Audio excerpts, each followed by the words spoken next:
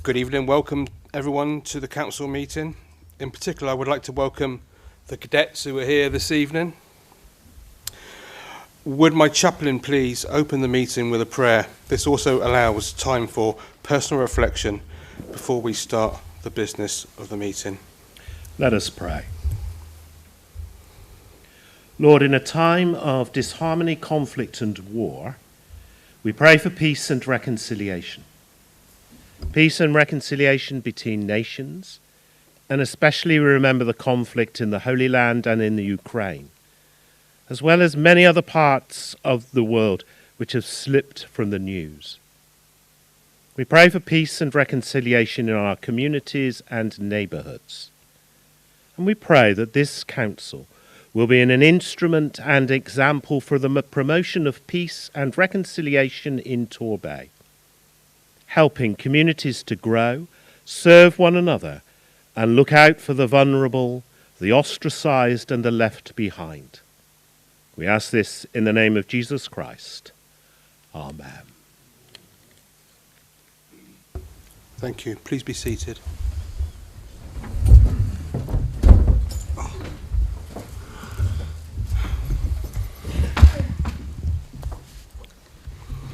The purpose of this meeting is to deal with a number of major issues for the well-being of Torbay and its best interests of the community. My role as Civic Mayor is to ensure that today's agenda is dealt with efficiently and to allow fairness throughout the discussions.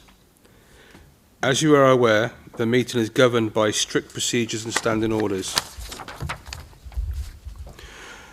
To make sure the meeting is run fairly, I expect healthy discussion and respectful speeches by councillors. I will not allow repetition. I will also not allow any disrespectful personal comments against other councillors, barracking, talking across the chamber, or talking loudly amongst yourselves. If I see any of these behaviours, I will stop the debate to call the meeting to order, and I will not hesitate to use standing orders to remove councillors from the meeting. If members wish to make a point of order or personal explanation, I will consider on a case-by-case basis when I take these. I now invite the monitoring officer to remind members of procedural rules for raising a point of order or personal explanation. Thank you, Mr Mayor. So members, in accordance with the Council's standing orders, members may raise a point of order or make a personal explanation. To do so, members must first obtain the consent of the Civic Mayor. The Civic Mayor will determine when they are to be heard, either immediately or after the member has finished their speech, when relating to a point of order, or either immediately or at an appropriate point during the debate when relating to a personal explanation. A point of order may only relate to an alleged breach of the Council's standing orders, a significant factual inaccuracy, or a breach of law. The member must indicate the standing order and the alleged significant factual inaccuracy or law, and in the way in which they consider that it has been broken or is inaccurate. Before speaking further, the ruling of the Civic Mayor will be final. In respect of a personal explanation, this may only relate to some statement by or a material fact relating to the member which it appears to have been misunderstood in the present debate. The ruling of the Civic Mayor on the admissibility of a personal explanation will be final. Thank you, Mr Mayor. Thank you. Although standing orders allow individuals to be seated during their speeches, I would prefer, if whenever possible, councillors to stand when addressing the council, so that you can clearly be seen and heard. When speaking, please ensure your microphones are turned on. If members wish to leave the meeting before it is finished, please follow Standing Order A25.7 and give your apologies before you leave via the Head of Governance Support. Please note that we are live streaming this meeting via the Council's YouTube channel to encourage more people to engage in our public meetings. The proceedings of the council meeting will also be recorded. Please can attendees refrain from watching the live stream, as this will cause interference with our viewers. We are not expecting any fire alarm testing today. In the event of an evacuation, You will hear a recorded message requesting you to evacuate the building. Please leave by the nearest exit and the Riviera Centre staff will assist you. Once outside, please assemble in front of the tennis courts to the seaward side of the building. Please also ensure that all mobile phones and iPads are turned to silent. I will call a break if the meeting is going beyond 7 p.m. We move to apologies. Are there any apologies for absence? Mr Mayor, apologies for absence have been received from Councillors Atia Allah, Councillor Joyce and Councillor Nicolau, and I've also been advised that Councillor Law will be leaving the meeting early this evening. Thank you. Group leaders, do you have any further apologies? Everybody's here. No. I propose the minutes for the meeting held on the 1st of February 2024 to be signed as a correct record. Is there a seconder? I'll second that. I will now take the vote. All those in favour?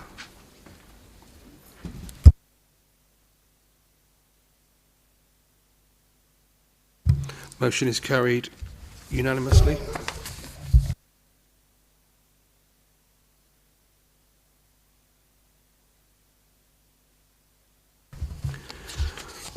Would the Council's Monitoring Officer please remind members of the dispensation on members' interests in relation to the setting of the budget and council tax? Thank you, Mr Mayor. Members, you'll be aware that there is a dispensation for all members in respect of the setting of council tax and any matter relating to a company controlled by the council if you are an unpaid director of that company and appointed to the role by the council. This means that you're permitted to discuss and vote on any budget in respect of these matters without the need to declare an interest. Thank you, Mr Mayor. Thank you. Have any members any non-pecuniary or disclosable pecuniary interests in any of the matters on today's agenda? Have officers any personal interests in any of the matters on today's agenda? I have no announcements to make this evening. Has the leader of the council any announcements that he wishes to make?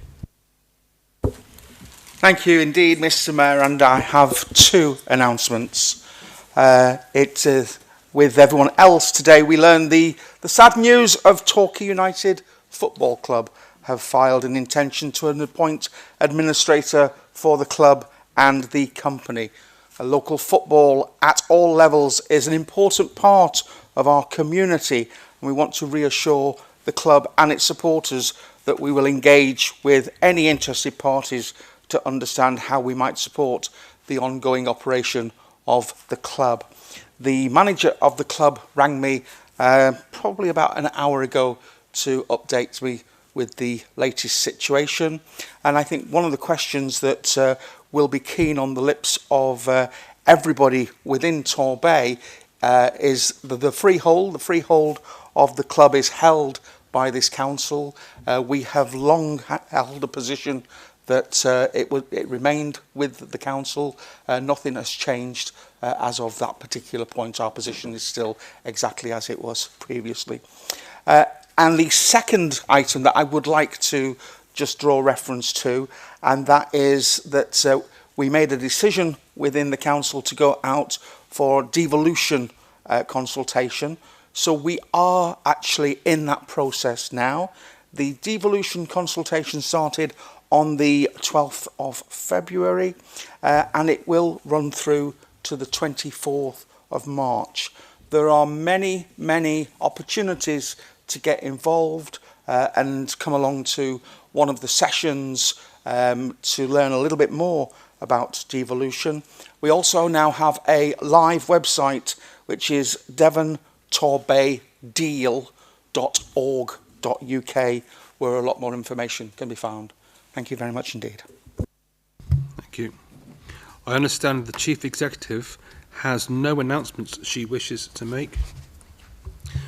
Has the Overview and Scrutiny Co-ordinator have any announcements he wishes to make? Thank you, Mr Mayor. And I wasn't anticipating giving an announcement until the sad news broke today of Torquay United going into administration. To many of us who have been followers of the club, this is sadly something that had haunted our dreams for many months, that we could be in this situation. And I know that I've only just spoken to fellow members of the Overview and Scrutiny Board, or at least a couple of them, this afternoon, who've expressed their concerns on this issue.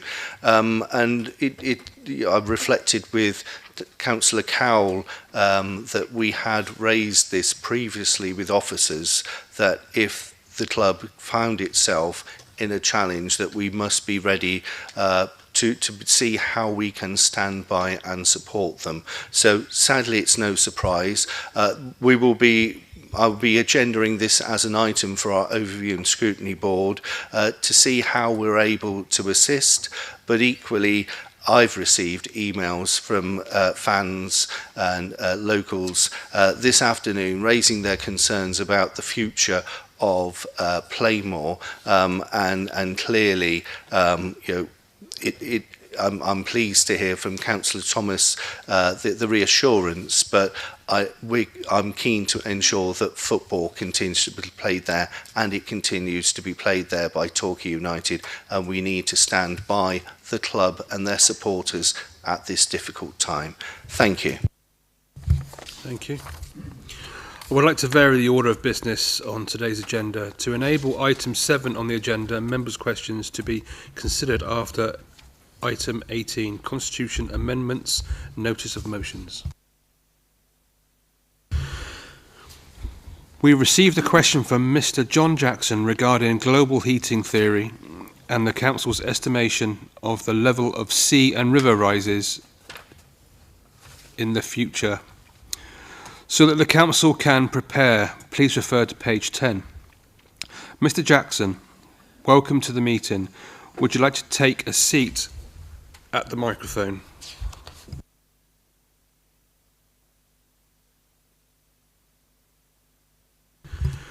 Thank you, Mr. Mayor, and hello, Torbay Council. Sorry, Mr. Jackson, you have 5 minutes to present your question, and I will let you know when you have 30 seconds remaining. This includes time for supplementary questions you may have. Thank you. Thank you. Good evening, members of Torbay Council. I am John Jackson, an environmental thinker. Global heating theory will pose us a number of problems around living and infrastructure for many coastal and river areas in the UK and other countries as well. One of which is sea and river level rises.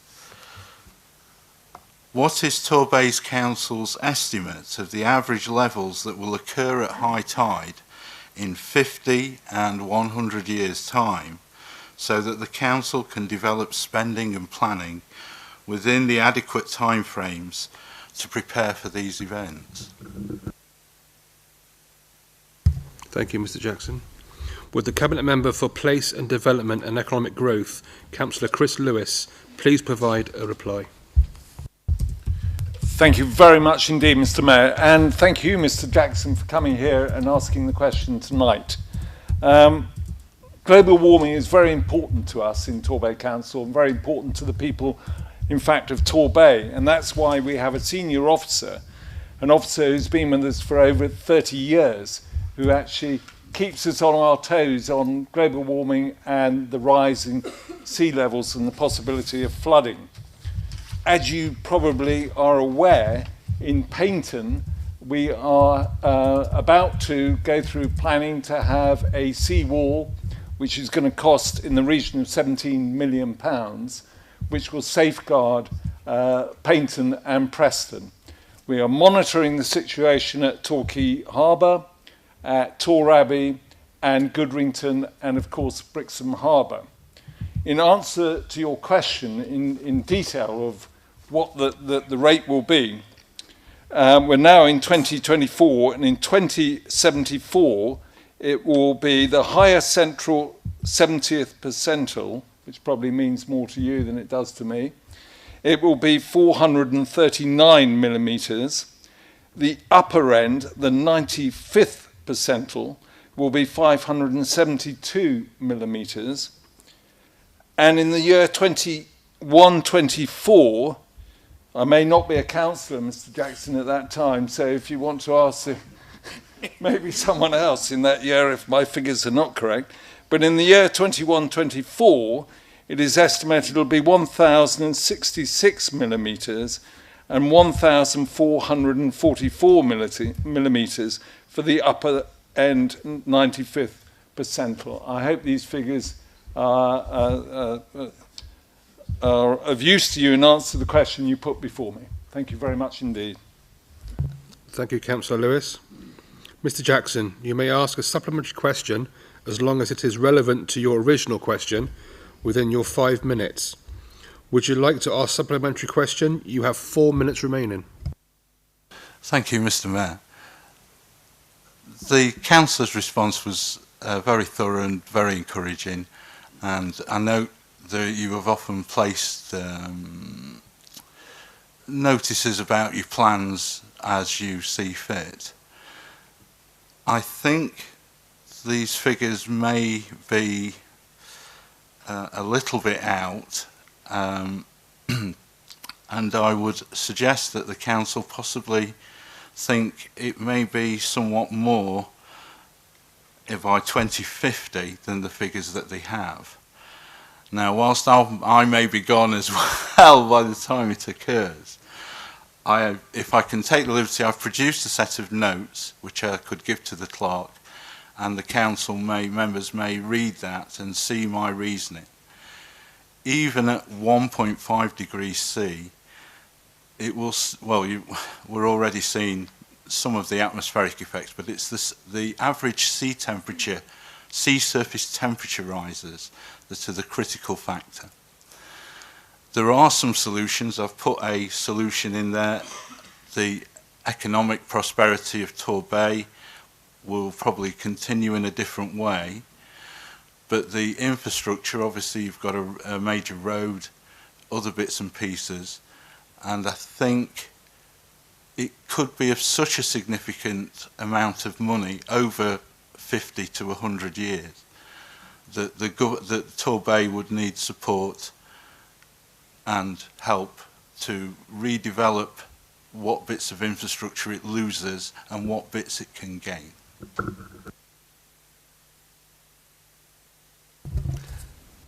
Thank you, Mr. Jackson. I may present these now. If you leave them on the table there, they can be collected. With the Cabinet Member of Place and Development, Economic Growth, Councillor Lewis, please provide a reply. Thank you very much, Mr. Mayor, and thank you again, Mr. Jackson, for that and for the information you're going to give to the clerk. To assure you that the Torbay Council report on a monthly basis to the Environment Agency of how things are going. And as you know, I mentioned about the wall at Paynton. The Environment Agency are giving us millions of pounds to help fund that sea defence. Clearly, if those figures that I've given you today go up over the years, then I would expect the Environment Agency to step in and help us and put sea defences in the sites that I've already quoted. So thank you for your contribution. Thank you for giving us a document that we'll come to. And I'll look forward to seeing you in 100 years' time to see if we're correct or wrong. Thank you very much indeed. Yes. I'm grateful for the council's consideration. I think it will be the sad loss of those little coves, little places in Cornwall, all the other places that will. I mean, the beach. Eventually, there won't be a beach, and that will be true of other holiday destinations in the world as well. I mean, sea level rise, it's not even, but obviously other places will be affected. I wish to contend with the councillor's information from the Department of the Environment.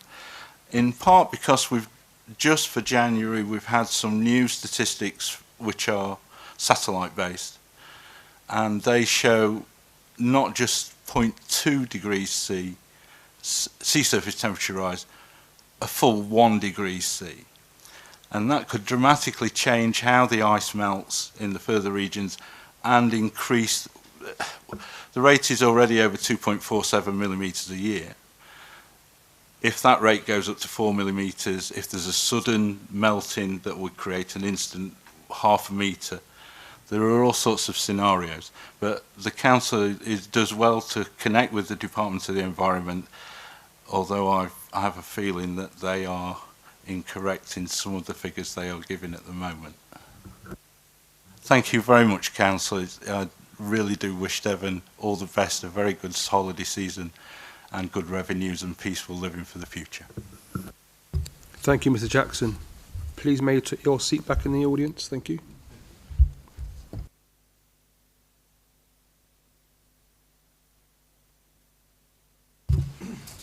I move to item 8, Civic Mayor's Cadets, notice of which was given in accordance with Standing Order A13. Please refer to page 16. I wish to propose this motion as submitted. One of the main responsibilities of the Civic Mayor is to bring communities together. With this in mind, I created new posts for the Civic Mayoral Cadets. Our cadets are not only the future of our armed forces, they are also the future of our communities. The role of the Mayoral Cadet is to escort the Civic Mayor, Consort and Deputy Mayor on engagements in and around Torbay. The cadets I have chosen are from 200 Squadron Air Training Corps and Torbay Sea Cadets, soon to be joined by cadets from Paignton Detachment D Company 6th Battalion the Rifles. The cadets who are currently in post are Sergeant Hamish from 200 Squadron, Leading Cadet Daisy, and Able Cadet Max from Torbay Sea Cadets. All three have carried out their duties impeccably. They are an absolute credit not only to their commanding officers, but also to their parents.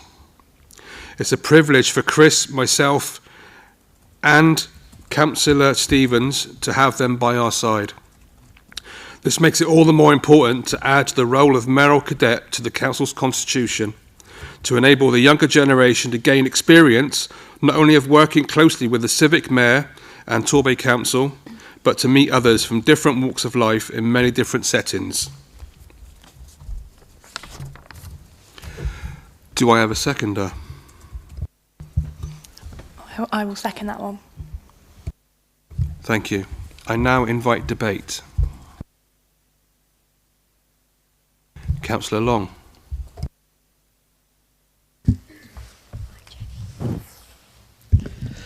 Thank you very much, Mr. Mayor, and apologies for being so slow to stand up. I was having to juggle Jenny, the guide dog, behind me. Just to say, I've been very impressed by the cadets at the events I've been to, particularly Remembrance Sunday when we were all getting thoroughly wet, and they're a credit to the services that they represent. And just to say that I'm sure I speak for myself and for Councillor Harvey, who will be Deputy Mayor, that we very much look forward for the next year. We very much look forward to working with the cadets in the future. Thank you. Thank you. Councillor Thomas, David Thomas. Thank you indeed, Mr. Mayor. This is something that we absolutely support and endorse. Delighted that it's coming forward as part of the Constitution, so that it will be something that will continue, and also delighted to hear from Councillor Long that he's looking forward to using the cadets in the manner that they have been presented. So real positive step, and I'm sure it will be unanimous support as we move forward. Thank you. Thank you. There's no further debate. Okay. I don't think there's any more I can say than I already have. I think we'll now take it to the vote. All those in favour?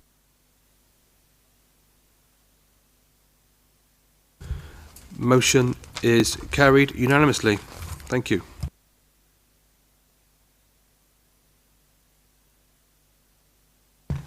and I'd like to thank you, cadets, for coming this evening. I move to item 9, redevelopment of St Kilda's, Brixham. Please refer to page 17. Can Councillor Timon please put the Cabinet's motion to the Council? Thank you, Mr Mayor. The site known as St Kilda's is a former care home that has been identified for redevelopment for some time. I believe that it closed as a care home some 8 years ago.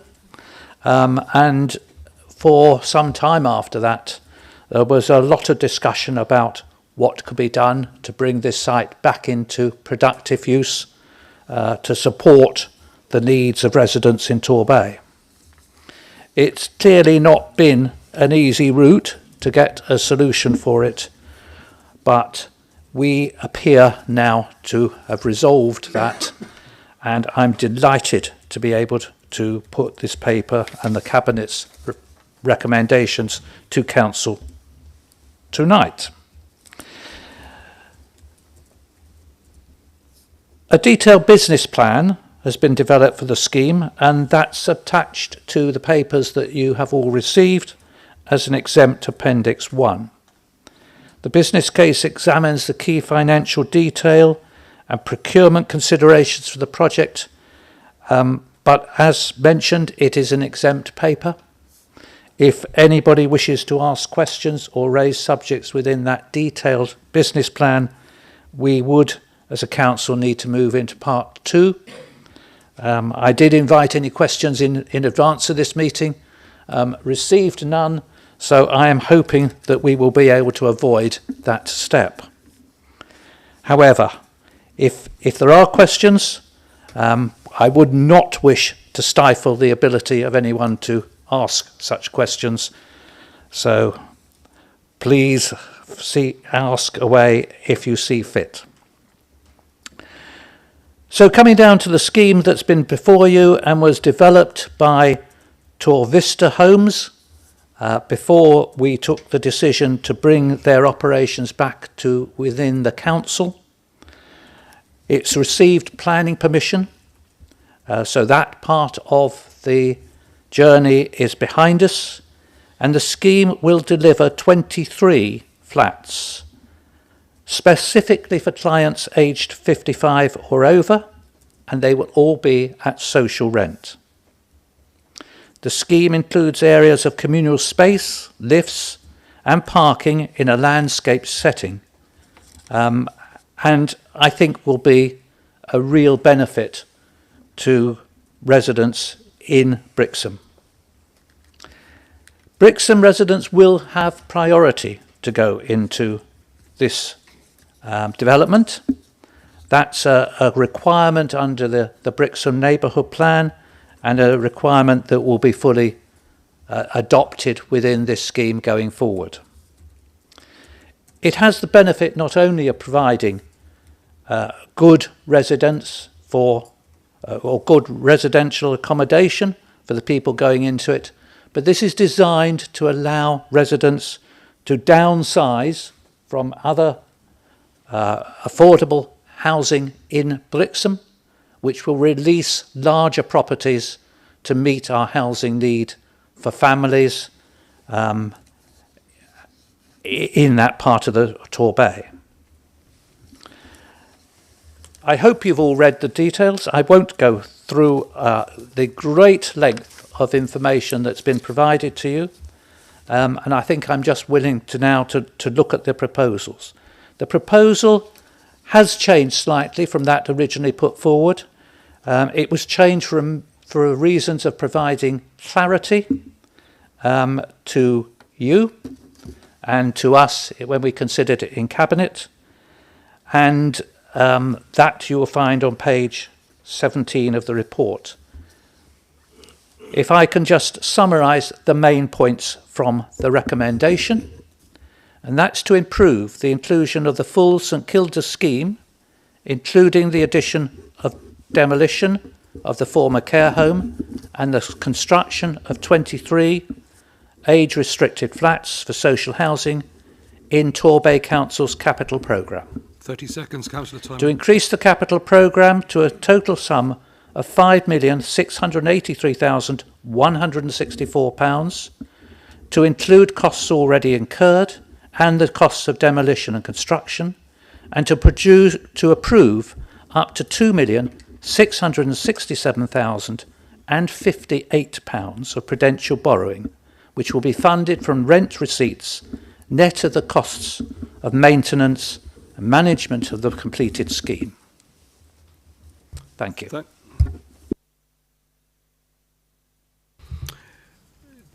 Do you have a seconder, Councillor Tyman? Councillor Hutchins? Thank you, Mr. Mayor. I'd like to second that and withhold my right. Thank you. I now invite debate. Councillor Fox.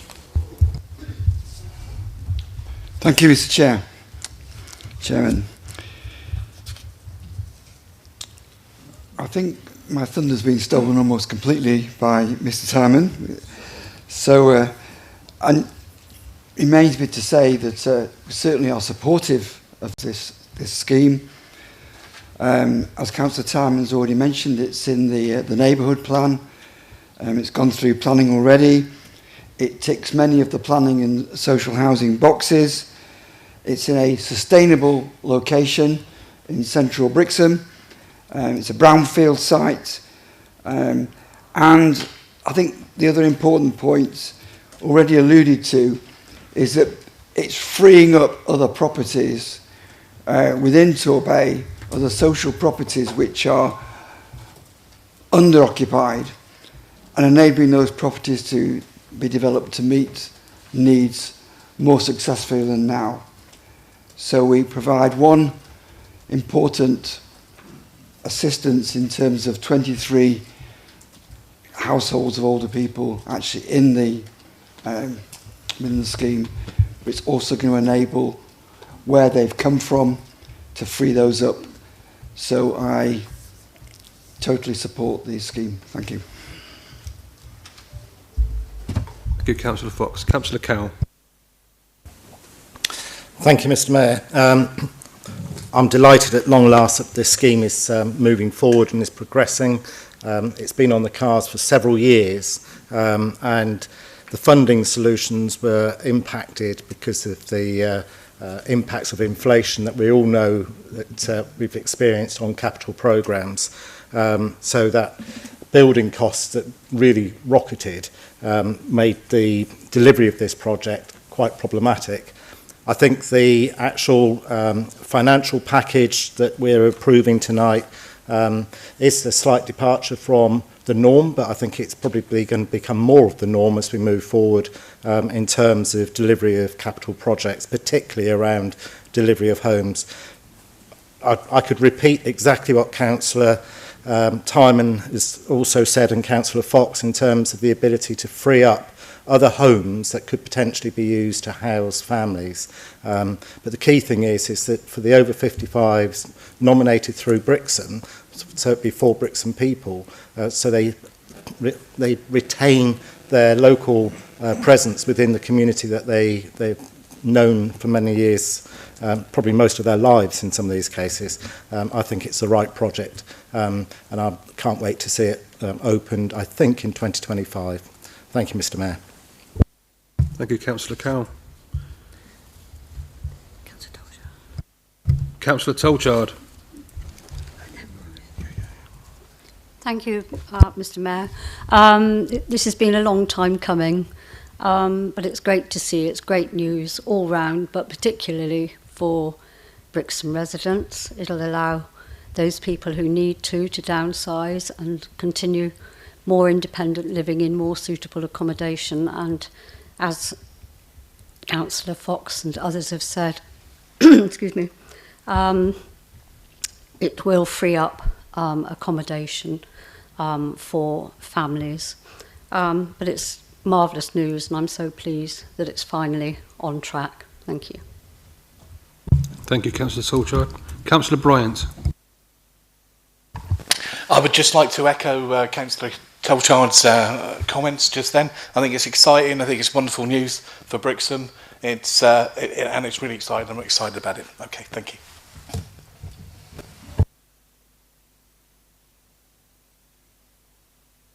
Councillor Hutchings.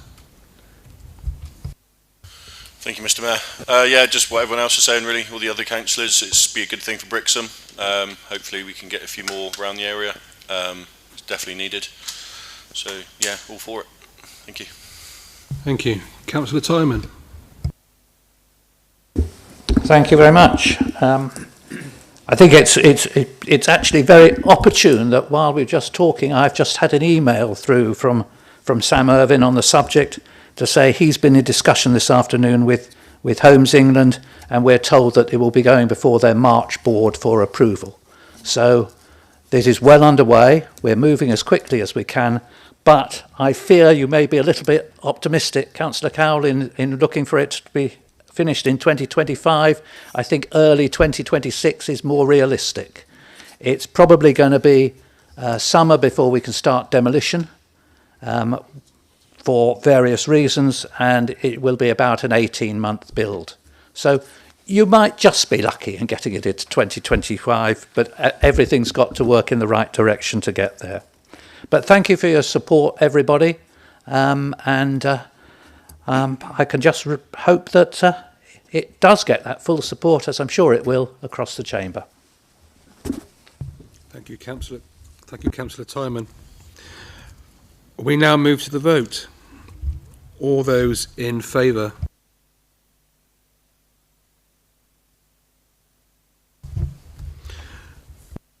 Motion is carried unanimously.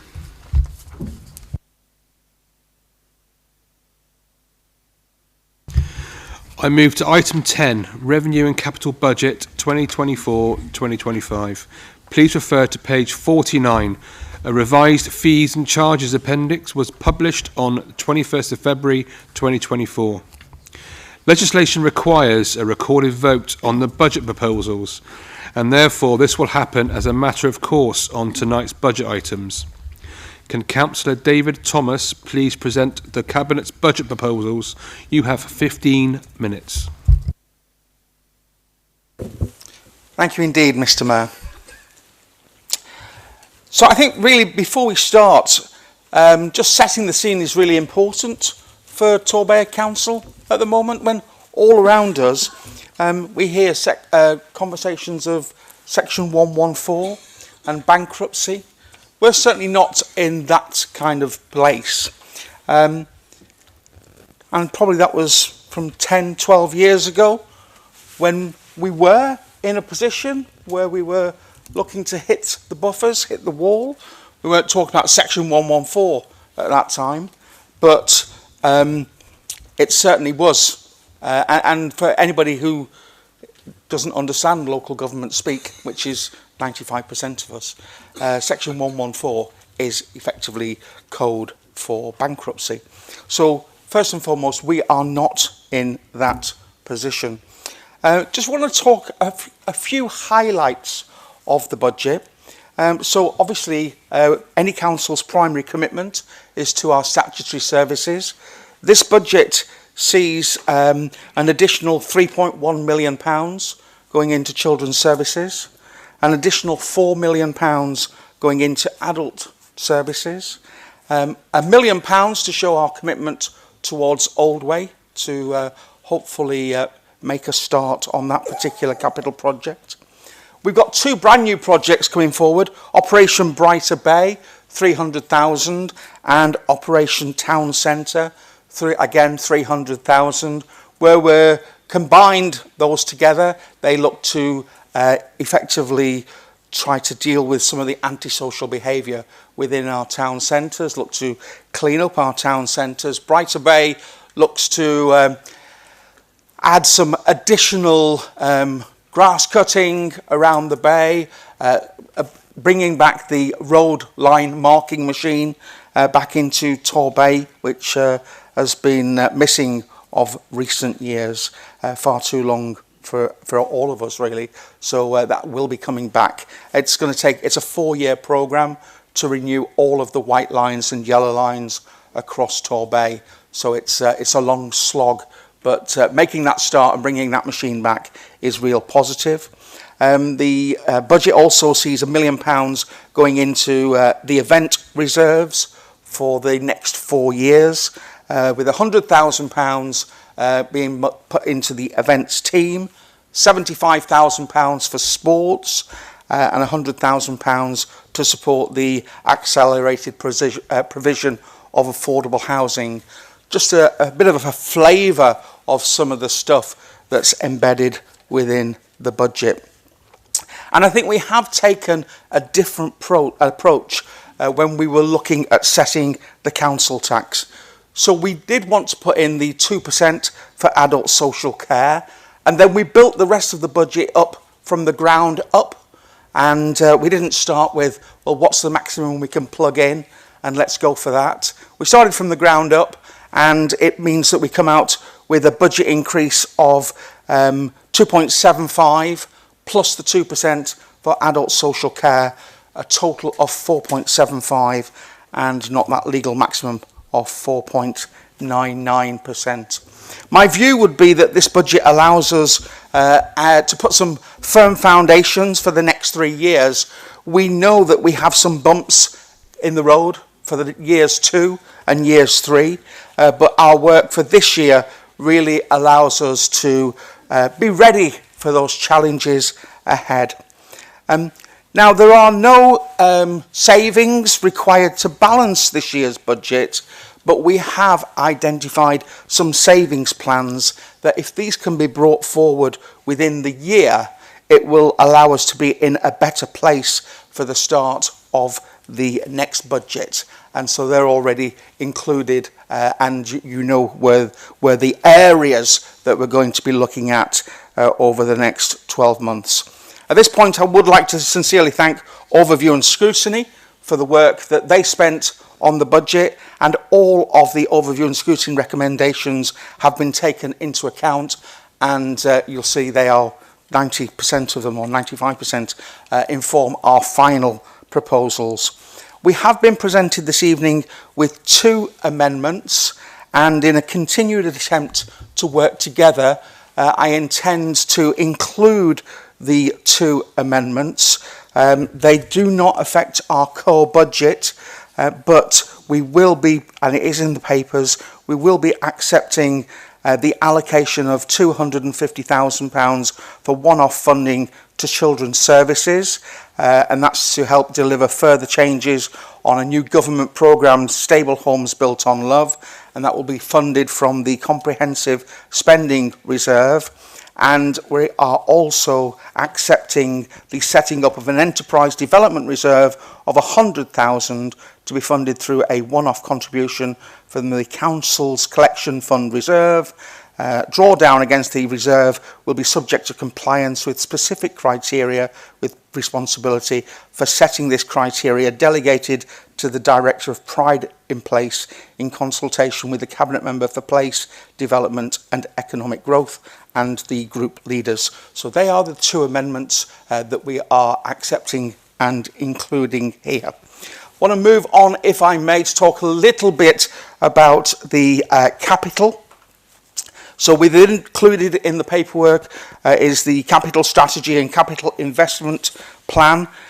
Fundamental review within here to provide stronger governance and project management discipline.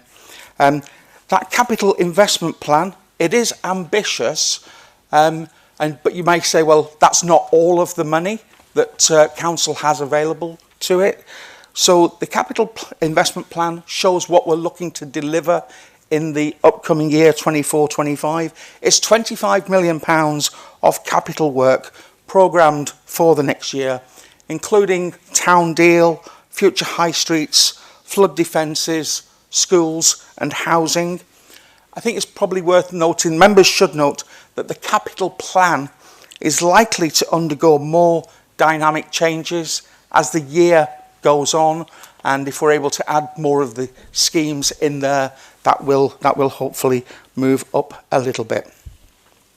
So whilst the focus of the budget is typically on revenue and capital budgets, other key elements of the budget include how we allocate reserves, and the report and the paperwork is included in the documentation. Fees and charges, they're also included within the budget. There's an average of 4% increase on the fees and charges across the board generally. And treasury management, the way that we deal with treasury management is also encapsulated within the budget. And it is the totality of everything that I've kind of spoke about. So in other words, the revenue, the capital, the reserves, the fees and charges, the treasury management. It's that totality of everything that makes up the approved budget, which Council is being asked to approve this evening. I think this re-emphasises a strong financial position. It continues to build on that strong financial control.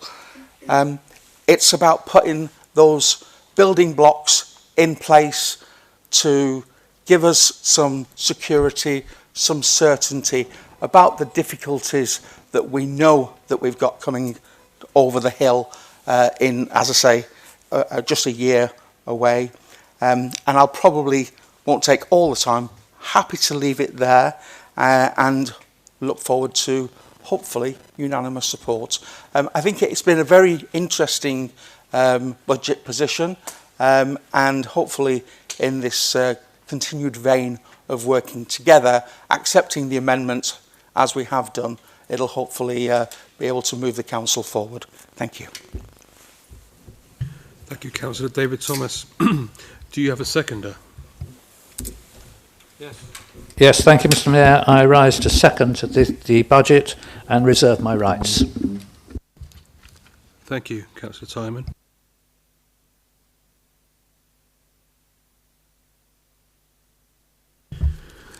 I now invite group leaders to make their opening speeches on the budget proposals on the Cabinet's motion.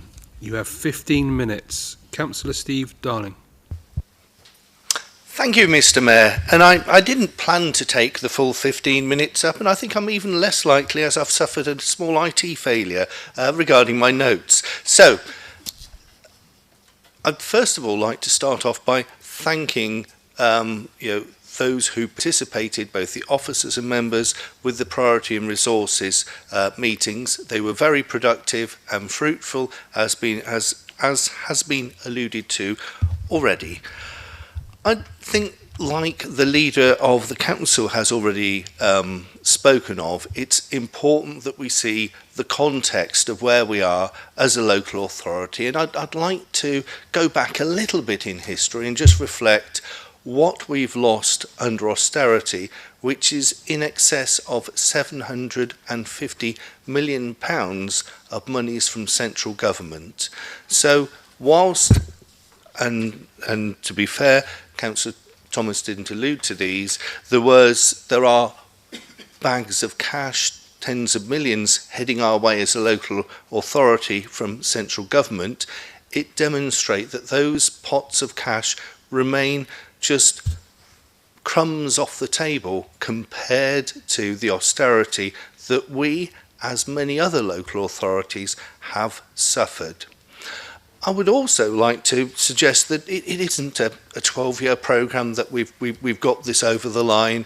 I would remind colleagues that it was only 12 months ago that we as a local authority had put ourselves forward as most improved council for the year. And in April last year, on our watch, we were found to be most improved council of the year, and part of those findings was getting a firmer grip on the finances. So I would like to say that that is part of our legacy. Those firm foundations that I'm pleased that we're able to be building on today is part of the partnership that worked on this previously between the Independents and the Liberal Democrats.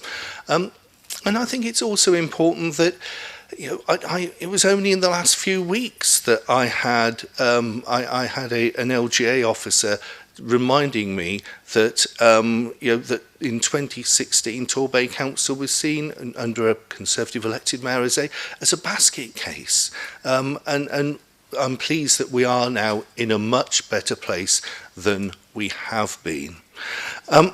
In respect of the budget proposals that we had before us this evening, clearly there's been, sorry, I'm just going to take a quick gulp of water. Sorry, the proposals that we have before us this evening, I'm pleased that they've taken account of the issues raised during the priority and resources review of the budget. The cost of living crisis continues to haunt many local residents, and I'm aware of this from many conversations I have on doorsteps week in, week out across Torbay, that pressure on families, and particularly, whilst one may expect this for families who are on benefits and so forth, where there is extreme pressure, where inflationary pressures on people's lives have still impacted on that cost of living for those. The disturbing thing is that there was a report only out today that highlighted how the cost of living is massively impacting on people in lower income who are working. So I remain concerned that the government have failed to fund the household support funds that we've had previously, whilst monies have been made available from elsewhere within the council coffers. It's not touching the sides, my fear is, of what the pressures are out there in our communities. The other area that I wanted to particularly talk on, that we know that there is a crisis, is in respect of housing. And I'm pleased that whilst we've had a bit of a turbulent ride over recent months about where the council sits in respect of trying to tackle the need for social rented housing in Torbay, additional monies have been put here so we can get some more people doing the doing and getting more schemes like we heard earlier on today in Brixham over the line, because my fear is that whilst we have a mountain to climb with the lack of social rented housing in Torbay, because we have less than half the national average of social rented housing compared to other local authorities, you climb the mountain one step at a time, and my fears are that some within this room may believe that the mountain is too high, but we do need to be getting that resolved. So, in essence, this is an investing budget. Perhaps the investments aren't the ones that we would be making if we were in the administration. I suspect we'd be investing more money in people and communities, because that's what makes us tick. But in the greater schemes of things, we will not be voting against these proposals, and we're pleased that a number of issues have been tackled, and we're pleased to see that a lot of the investments that we'd already started to make across Torbay, such as in sport, such as lighting along our seafronts, or whether it's our communities ward funds, that will be continuing, because we've got a firmer grip on the finance, as evidenced by winning that award last April. Thank you, Mr. Mayor. Thank you, Councillor Steve Darling. Councillor Cowell.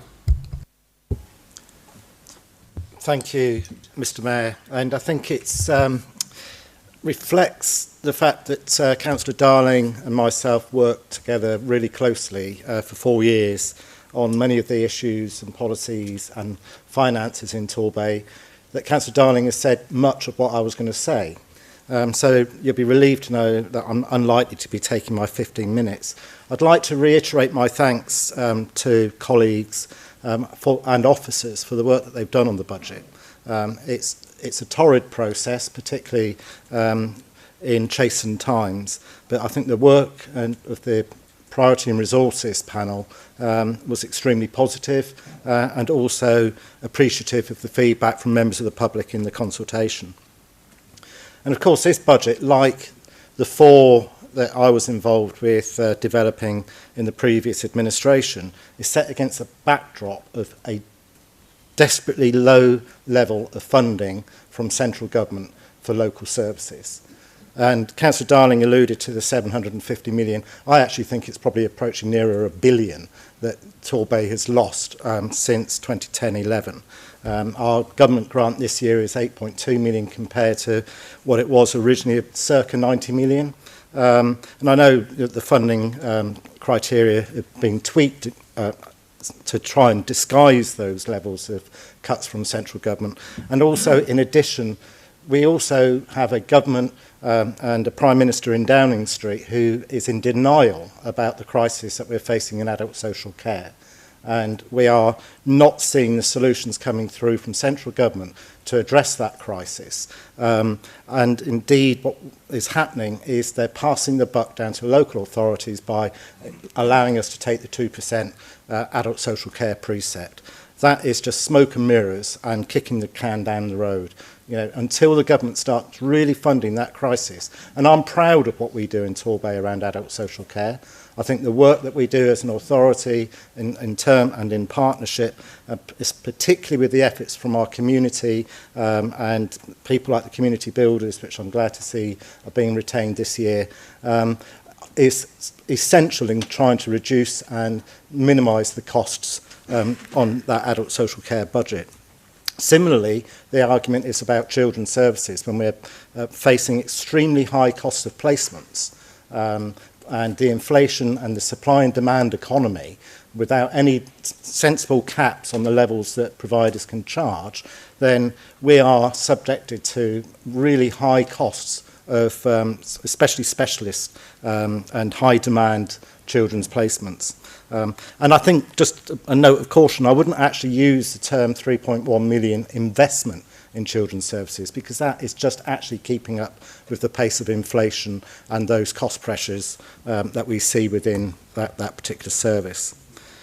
And I think it's because we actually took the issue of children's services head on back in 2019 when we were a basket case. And we were partly managed by a director of children's services from Plymouth. I mean, it was a crazy situation.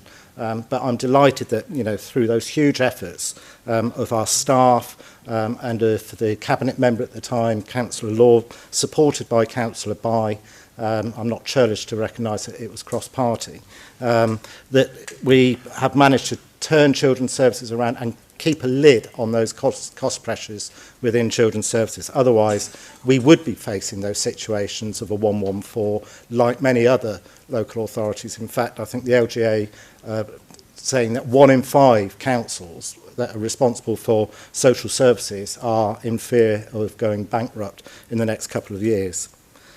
So we did build a solid foundation, and for this budget to be prepared tonight.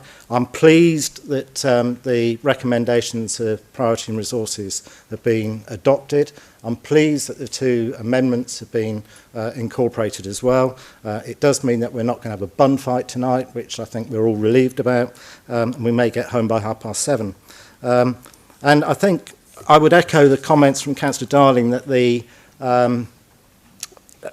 element around housing is the one that both in the revenue and capital budget is one that we really have to face and prioritise over the coming 12 months. We have to address this housing crisis we have in Torbay and the woefully low number of social rented homes. And that's why I'm delighted that there was unanimous support earlier for St Kilda's.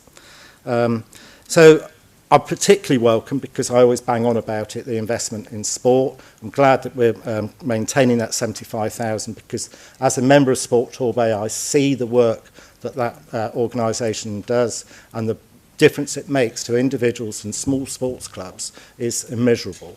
You know, those hundreds of volunteers around Torbay who give up their own time for sporting activity, which actually, you know, we all understand the benefit of health and well-being and mental health, and, you know, including young people in sporting activity to give them an activity which otherwise could be of a negative kind. And I also welcome, particularly with the fact that the events team are managing the air show, the investment in that team, because they are really stretched. So, of course, Councillor Thomas did refer to the capital programme, and it's right that we continue to monitor it. I still have concerns about the way in which it's presented, but I think the key thing is making sure that within the capital plan we have the ones that are over the line in terms of their business case makes a difference, and also to continue to work with our new partners from the private sector so that we can see Crossways, Tourmarine, Debenhams, the Pavilion, Old Way in probably funded in different ways, get over the line, and also, as I say, additional investment in social housing. So on balance, I will be supporting the budget tonight. There are elements that I'm less than happy with, but in the whole, and because of the way in which many of the amendments have been handled and accepted, I can support the budget in its general terms. So I will leave it there, and thank you, Mr. Mayor. Thank you, Councillor Cowell. Councillor Madison. Thank you, Mr. Mayor. So Councillor Darling referred to this as something of an investing budget, and I think in other respects you might say it's a careful budget, a little constrained and not looking for novelty particularly. But if this budget does lack novelty, one thing which is new is the political context in which it's been prepared. And with 4 political groups contributing to the thinking led by the administration, this is a new way of working in the Bay. And I think it's been illuminating that compromise has been possible. And I welcome the fact that the 4 groups have come together to revise and improve the corporate plan, to debate priorities, and to negotiate some of the elements in this budget. A lot of ground has been covered by previous speakers, but there is one funding area that Prosper Torbay believes needs considerably more attention, and that is funding in support of our local economy. And I do not mean the capital investment programme, which is often mentioned as a substitute. I mean the work that can be done when officers and councillors get out of our ivory towers to promote, enable, guide and support local businesses and those who run them. Last week we heard Britain had slipped into recession again. Our GDP per capita is weak, and it's really not very clear where growth is going to come from. On a local level, the Torbay economy is perhaps not motoring, and I think we'll have several more difficult years ahead of us. And I think this requires something of us as a council. We Prosper Torbay members, barely politicians at all, bring fresh eyes to the council, I think. And it's apparent to us that the limited council focus on the economy over many years has been part of the reason why for Torbay's economic slide. So if ever there was a time to review the way we are doing things, I think the start of a recession may be one. Because providing economic services is not a statutory duty of this council, that function has not received funding growth in line with its importance to residents. Spending now stands at 0.6% of the budget, and that's much lower than other local authorities spend, a small fraction of their reported 9% average spend, 1/15. Now, I expect this number to be disputed. It's difficult to be sure that we're comparing like for like, and conditions change by the day. But let's assume it's wrong. Let's say we adjust it from 9% to maybe 5%. We're still completely out of step with the spend being made in other regions. And I think it's critical we remind ourselves, nationally and locally, that it's the healthy function of an economy that puts food on the tables. Sorry about the cliche. And through taxes and rates, it's the economy that funds the services that we depend on. So with the TDA coming in-house soon, we think this is an ideal time to reprioritise and commit to a new focus commensurate with our ambitions. But where's the funding going to come from? For any budget winner, there must be a loser. And if we want to promote investment in the economy, we will need to find a pot of money. And how can this be done on a reliable basis? Well, I think it would help if this administration, if successive Conservative administrations in Torbay were less cavalier about turning down council tax funding and were more mindful of what their political gestures are costing the council and residents in the longer term. I'd be surprised if residents found this controversial once it's been explained. Here is the context. Inflation recently returned to 4%, just recently. Last year, inflation was jumping up and down, and there were costs coming to the council that exceeded double that figure. Demand for many of our services is going up in these difficult times, but what the council can deliver for every pound that it receives has shrunk. It's very strange, it seems to me, that this administration is deciding to limit its funding. But you see, it was a manifesto commitment of the Conservatives to keep council taxes down. And it has worked for them in the past, this. And I think it's actually an admirable ambition. And I admire people who keep to their commitments. But I also admire people who are flexible and sensible when the facts change. Following on from decades of very limited, of funding cuts from central government, following on from Brexit, from COVID, the new fiscal fact is inflation. And is it sensible to be turning funding down when our services are needing more and are costing more? And does an administration not also have a responsibility to the viability of the organisation that it is leading? So just let me run through how this works. Council tax is going up by 2.75% plus another 2% for adult social care. The important thing to register here is the roughly 1/4% below, it is 1/4% below what it might have been, what is permitted by the government. The exact shortfall in the council tax rise that we are seeking is 0.24%. We're going to call it 1/4% just to make it easy for myself. Councillor Thomas explains that the shortfall shows respect for difficult times.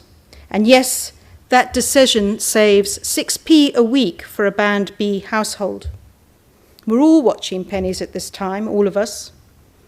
But don't forget that those who really can't pay council tax are protected up to 75% of their bills because we maintain a council tax cap for the financially vulnerable. So that 6p a week does mean around 200,000 less this year for the council. Maybe that seems like a trivial sum, but it isn't the end of the story. And I think of it as the thin end of a wedge.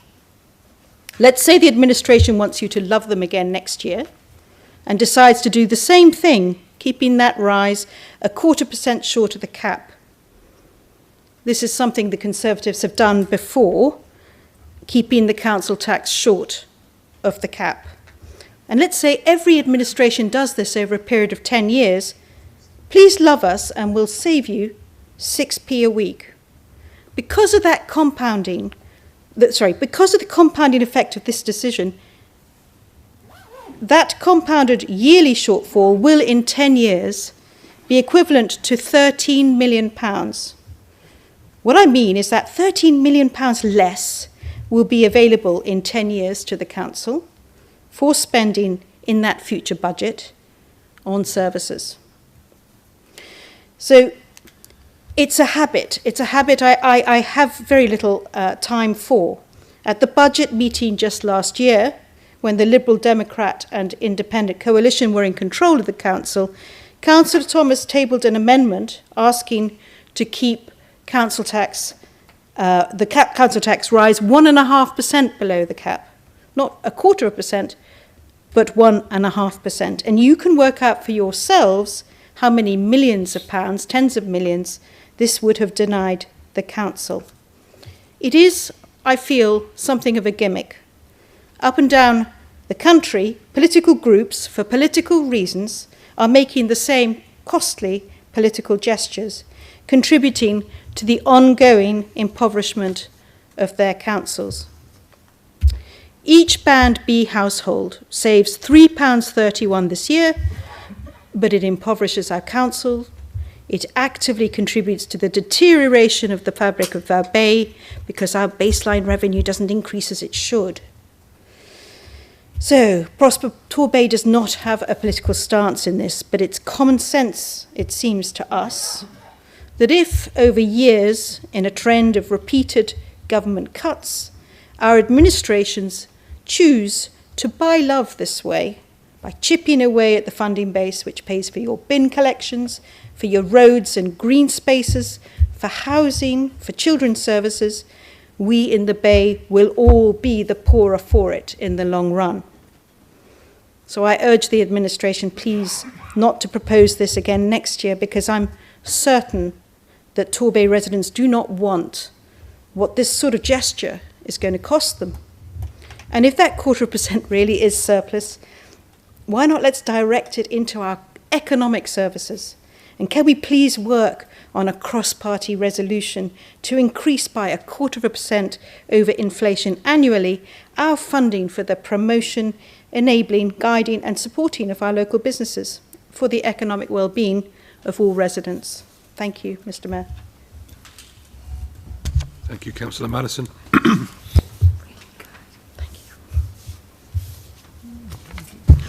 We have received 2 notices of motions to amend the Cabinet's review budget proposals, and these have been circulated. Councillor Law, Councillor David Thomas has addressed your amendment as part of his motion. Do you wish to respond and advise whether you now wish to withdraw your motion? Thank you, Mr. Mayor. And yes, I'm really relieved that Councillor Thomas has taken up the motion and that a reserve will be created to help our children's services respond to the myriad of changes and challenges arising from the implementation of stable homes built on love. Because I was really concerned when I discovered that £330,000 of the Children's Social Care Grant was going to be used to backfill or make up the children's base budget in order to free up £330,000 to do the other nice things like the residents' discount scheme and other things. But knowing about the fundamental reforms that are currently happening around children's social care, this effective removal of £330,000 from their grant set off alarm bells for me. Now, I know that not all of you are familiar with the national reforms currently taking place in children's social care. So if I may, I'll just very briefly tell you why I was so concerned and why I am so pleased that we've been able to come together, all of us, to support our children's services as they continue to strive to become outstanding for our children and young people. So it was recommended that the government invest £2.6 billion over 4 years to deliver the system reform envisaged by Stable Homes Built on Love.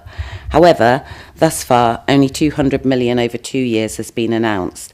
And indeed, this week, Josh McAllister, author of Stable Homes Built on Love Review, expressed his own concerns in a local government podcast and described the additional money in social care grant as nothing more than a short-term sticking plaster for the needs, the current needs of children's social care and the near future needs. So it was clear from the hundreds and hundreds of pages, and I'm sure Councillor Byers had to go through some of those as well, of guidance that was released in December. It was clear that there are already several hundreds of thousands of pounds needed just to implement the data and digital requirements. That's this year, as well as preparing for the implementation of the statutory requirements in the new kinship carer strategy. So, with a further tranche of guidance due out in the coming year, which no doubt will have further cost implications, that's what was really worrying me. And I was really worried that our children's services wouldn't be able to meet these unavoidable costs and budget pressures that we know are looming. So hopefully there will be more funding associated with the reforms, but just in case there isn't, I'm really pleased that we've all managed to come together and find an agreement and a way to create a reserve of £250,000, which will go some way to enabling our children's services to meet the challenges that we know they'll be facing imminently. So thank you, Mr. Mayor. I am very happy to withdraw my motion. Thank you. Thank you, Councillor Law. Councillor Cowell, as a seconder, do you wish to respond and confirm you are also happy to withdraw the amendment? Thank you, Mr. Mayor. And when Councillor Law brought this to my attention, we started talking about it and investigating it. I too was concerned because of the pressures around Children's Services budget that I alluded to earlier. But I'm more than happy and I'm pleased, as I said earlier, that this motion has been incorporated into the administration's budget response. I'm happy to withdraw, Mr. Mayor. Thank you, Councillor Cow.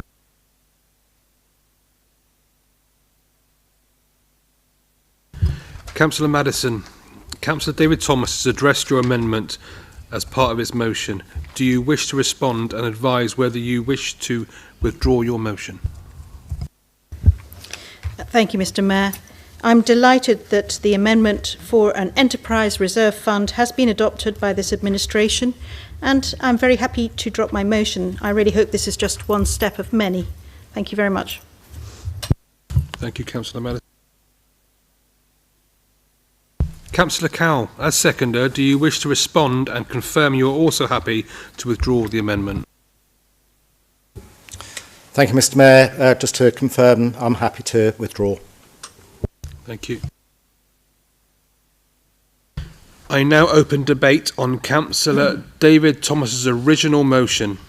Councillor Lewis. Thank you very much indeed, Mr. Mayor. And it's a good night. I think we're all hopefully in agreement, and I think it is good to all work together. And I'm pleased that we could do that, those motions to make sure that it didn't go to the vote, and that we could all agree before this meeting. And I can assure Councillor Madison that happy to work together to try. We all want to see economic regeneration in the Bay. We all want to help our businesses, especially those small businesses that have struggled. But I'd like to touch on, Mr. Mayor, on the capital programme. I know Councillor Thomas, Councillor Cowell touched on it earlier. And I think this is an exciting and good news story. We've got 25 million in our budget for our capital programme this year. As we all know, that we've got levelling up funds to the tune of 105 million from government. We've got the town deal funds and the high street funds that came through. And we've got our new partner in Wilmot, Dixon and Milligan. And I hope that the schemes that we're going to put forward will not be political, and we can achieve those over the coming years. I mean, you take Torquay, we've got Union Square, Debenhams Pavilion, and we've already started on the Strand. A lot of those projects that were done by set up by the previous administration, and for one reason or another, they couldn't get across the line. Hopefully, with the help of our Member of Parliament, Kevin Foster, we've got 105 million, which will help to get those projects across the line. And of course, in Paignton, we've got Crossways being demolished. I'm pleased that it was, I think it's nearly 10 years ago, where looking at an old Herald Express where Councillor Chris Lewis was calling for the compulsory purchase of Crossways. You managed to achieve it, it's been demolished. Unfortunately, we can't do the scheme you put forward, but with our partners, hopefully we will get one coming forward. Again, with Victoria Square, Torbay Road and Station Square, we're about to hopefully deliver on those two schemes and take the businesses with us. In Brixham, we've got hopefully the expansion of the Brixham fish market, and of course the new technology park, which will help on the west of Paignton. I think this is really exciting times for Torbay. Very often when we have the budget debate, we talk about the revenue, but at the end of the day, and I take Councillor Madison's point, that it's not all about capital, it's not all about building. But I bet you if someone came to Torbay in 10 years' time, they'd probably get lost, because there's so much building going on, so much capital, it will have been, not 10 years, that's being negative, isn't it? 5 years, I would say, people will see a complete change in Torbay and a change for the better. And hopefully, over the next 3 years, we can all work together to deliver it, because it's too important. We'll never have this opportunity again of having 105 million. So I hope we all support this budget, not only the revenue, but of course the capital. Thank you very much, Mr. Mayor. Thank you, Councillor Chris Lewis. Councillor Long.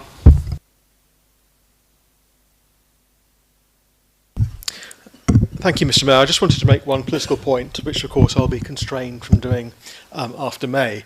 I was having a tidy out at home, as you do, and I came across this leaflet which I'd somehow been given from the Preston ward, and it was from the local elections, and it was saying that we will, and the first tick was keep council tax down, and that was promised in the manifesto as well. I've asked a few people today, as I was out and about, what they took the phrase "keep council tax down" to mean.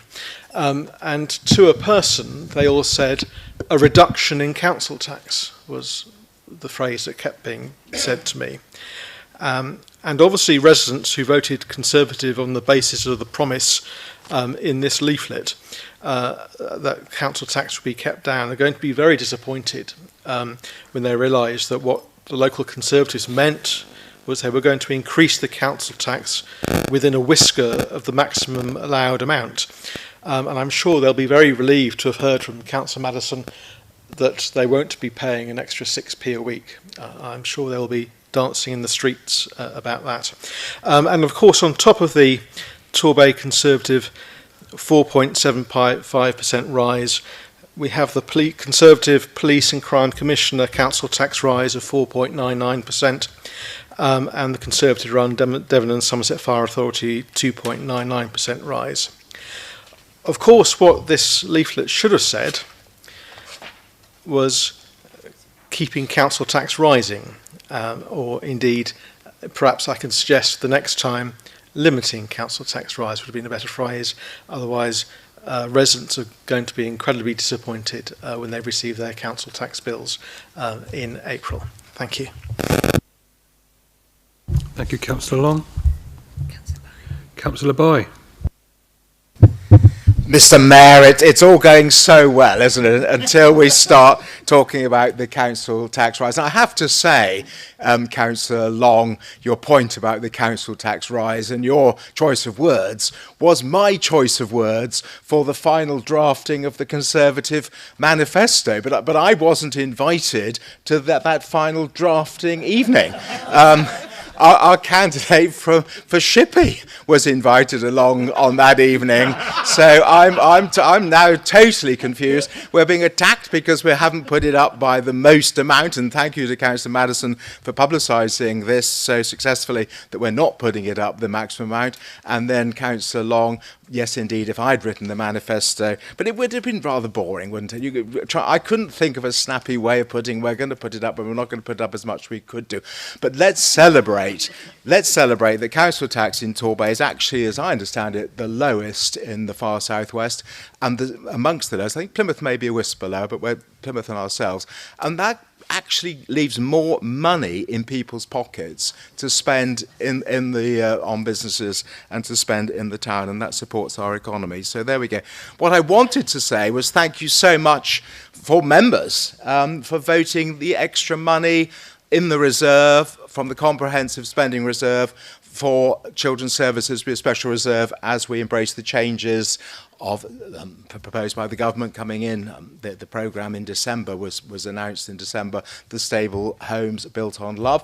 I won't tell you all what a data dashboard is, other than the idea behind it is that all the organisations that work together to keep children safe will be able to communicate with one another in a much more simple and unified way. So that is very, very good. The money that is going into children's services, and whether you call it investment or simply call it extra money, the budget is being increased, the revenue budget is being increased from 50.2 to 54.6, and the 1.9 million that was initially added in the first proposals, which were launched just before Christmas, that was to cover absolutely, as Councillor Cowell said, the volatility of placement costs and the escalating costs, particularly for out-of-area placements for cared for children. So we actually meet with the Chief Executive, the Director of Children's Services, the leader and myself in what we call our monthly quartets, and to put some of this in context, 6 or 7 children, when we last got together, 6 or 7 children and our most expensive out-of-area placements, in total 6 or 7 children are costing this authority something in the region of £50,000 a week. So we're working very, very hard indeed to manage those placements, to come back down into the bay and to support foster carers. And the idea of the stable homes built on love is to encourage kinship care, to provide further support for extended family members to take on children rather than children going off into expensive out-of-area placements or foster carers, because that's better for them, and with financial support, absolutely that's something that we must be looking at. So there's money going in. Let's get this absolutely right. The base budget for children's services is 50.2 in the current year, is going up to 54.6 to cover those pressures. There's a £300,000 extra spend to cover the increased cost of fostering, because the payments we now make for fostering must rise, absolutely, because of inflation. There's a £50,000 going into additionally for pressures in the Youth Justice Service. And already, with the extra money from government, there was £180,000 to go as our best guess of the minimum required for the changes to put in place for stable homes built on love. So it is an investment in children and young people. My predecessor, who did amazing work as lead member for Children's Services, would always say that children are 20% of our population, 20% of Torbay, 25, misquoting there, but they are 100% of our future. So this absolutely is a budget for our children and young people, and particularly the most vulnerable. So thank you one and all, in the assumption that you're going to vote. We're all going to vote together tonight. Thank you very much indeed for this investment and for support for the most vulnerable children in our community. Thank you. Thank you, Councillor Bye. Councillor Brooke. Thank you, Mr. Mayor. As a new member and representative of Colleton St Mary, I just thought it might be appropriate as a new member to speak on the budget. I personally have found it a very balanced, focused and holistic budget, and I've actually really enjoyed the process of bringing us to the point where we are now, first with the group, then through ONS, which I sit on, the Cabinet, looking at the changes and then implementing and even the motion. So I found it a very good process that we've ended up to this point. But just for me, I've got 4 particular highlights I'd like to mention. I love the fact we're doing Operation Brighter Bay in the town centres. I'm really appreciative that we're increasing or maintaining the funding into sports. I'm overjoyed about the money going into the homeless and also into the children's services. From a personal perspective, I've known personally what it's like with a young family to be a few days away from losing your home and being homeless. So when you got that personal experience and you see the reality, you want to do something about it. With the Operation Brighter Bay and also with the Operation Town Centres, actually they're the 2 most important things for the economy of Torbay. You may or may not know, but you read the papers on Boxing Day, the Daily Express did a whole article on Torbay hitting us about antisocial behaviour. That's the first day, Boxing Day is the first day we start to get bookings in for tourism.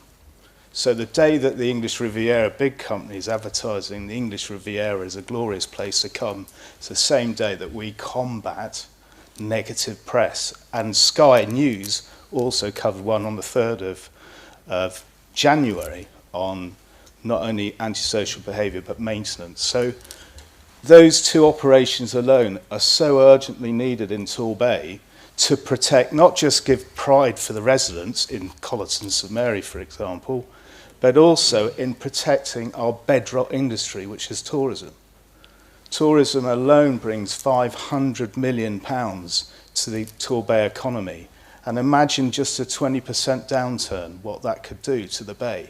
That's 100 million lost to the economy. That could be 20% of 10,000 jobs gone. So this holistic budget, is what I'd like to call it, I really welcome. So I personally am really overjoyed with it. But as one of 36, It's only as good as what we do with it. And so I look forward to playing my part in its delivery. I think we can all be pretty well proud of it. I know Councillor Madison had a little bit of a disagreement. I might say 200 grand in the pocket of the residents is important, and 5% compound over 10 years is 325,778. So I'm not quite sure the millions, but that's another day. So I'm really happy with this, and I'll be fully supportive, and thank you very much. Thank you, Councillor Brooke. Councillor Billings. Thank you, Mr. Mayor. Well, we heard earlier, members, in relation to St Kilda's, that one of our councillor colleagues from Brixham was excited about the proposals. And I would just like to say, from my perspective, in relation to what's in my portfolio, which is Place, that I certainly am excited.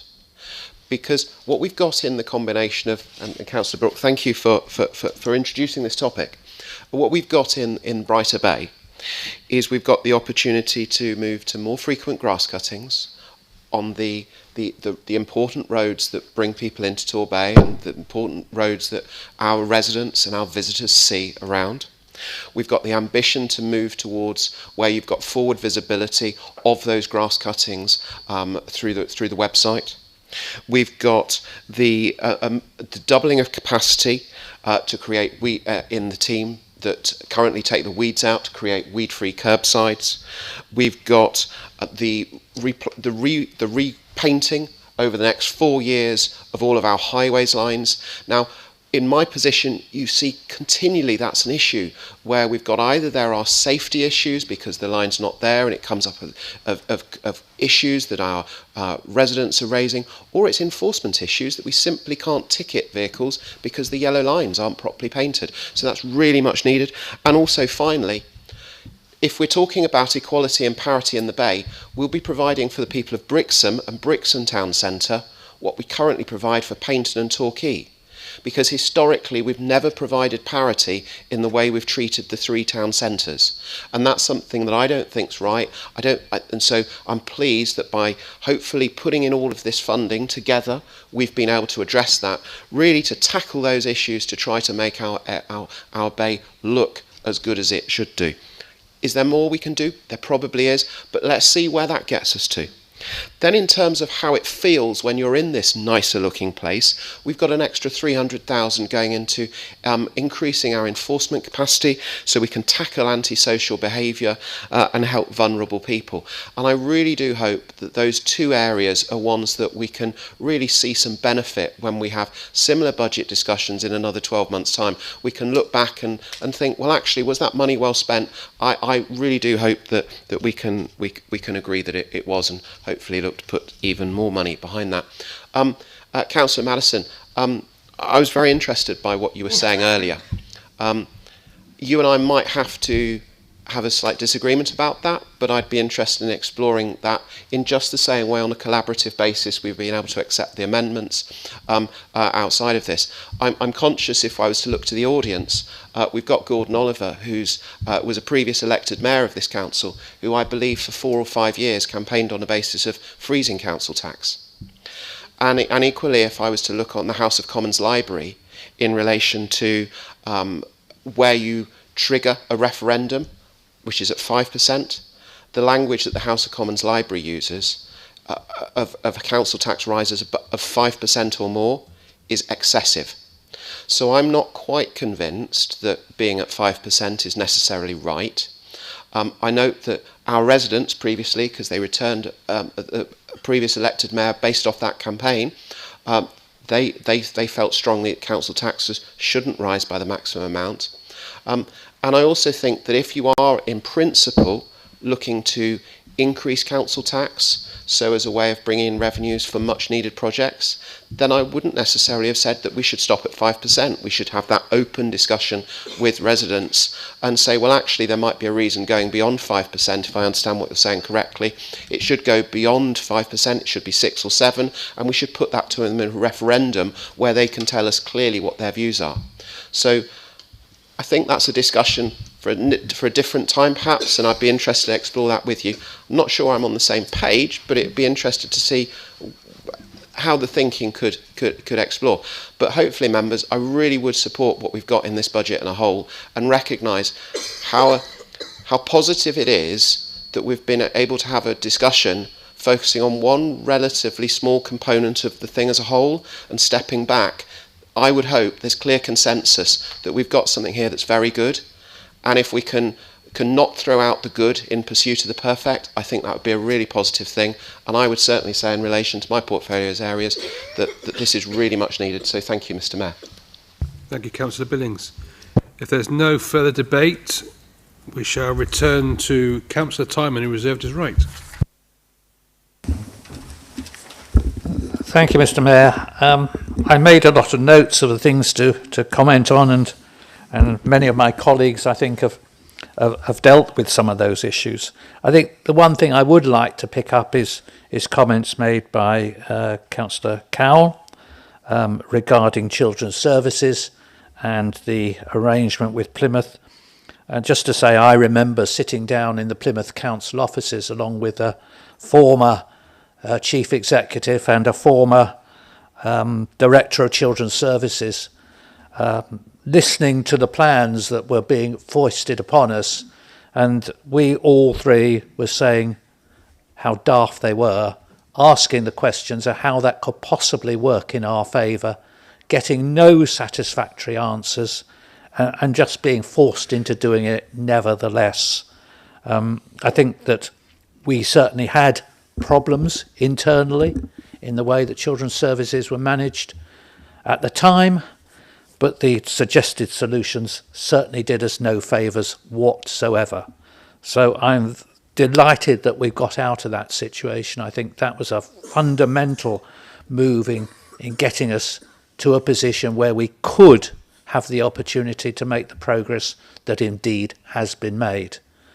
I think there are parallels well in which we see that what's happening on adult social care and the rearrangement or the renegotiation of contracts now. I think a lot needs to be done to make that work better. The will is there. It's going to lead to a few bits of difficulty in funding, I suspect, going forward. And I don't think necessarily we can give any guarantees that we will be in a position where we can take anything other than the maximum council tax increase each year. That remains to be seen when we do the budgets for next year.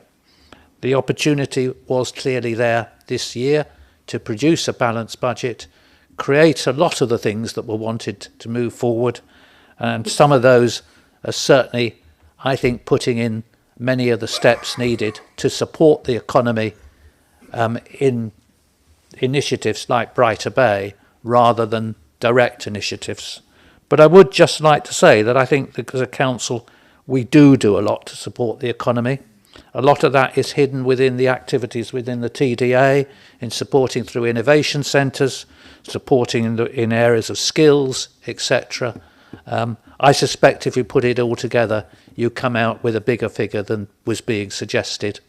But perhaps it would be sensible to ask our officers to try and do an assessment like that, so we really have a good feel about where we do stand.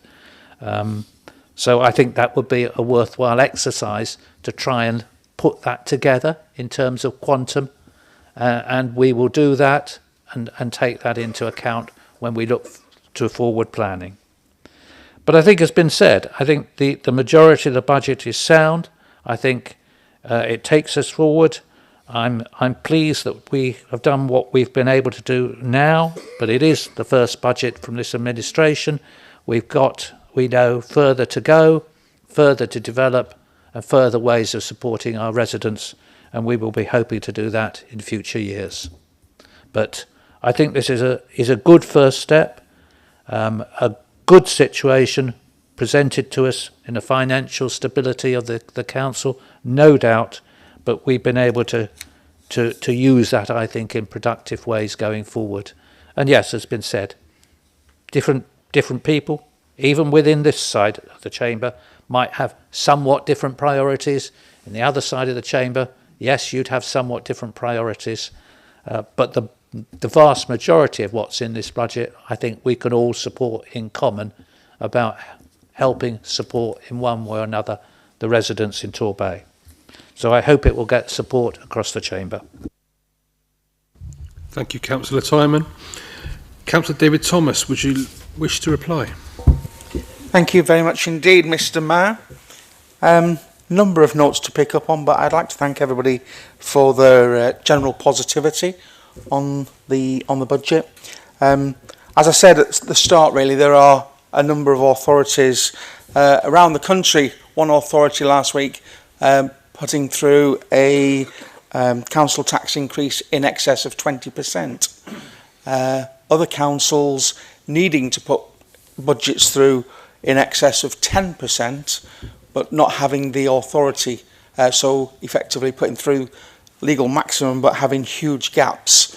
We are not in that position, and I think that is the most important thing for our residents. We're not in that position. The 4.75%, if it could have been less than that, that would have been great.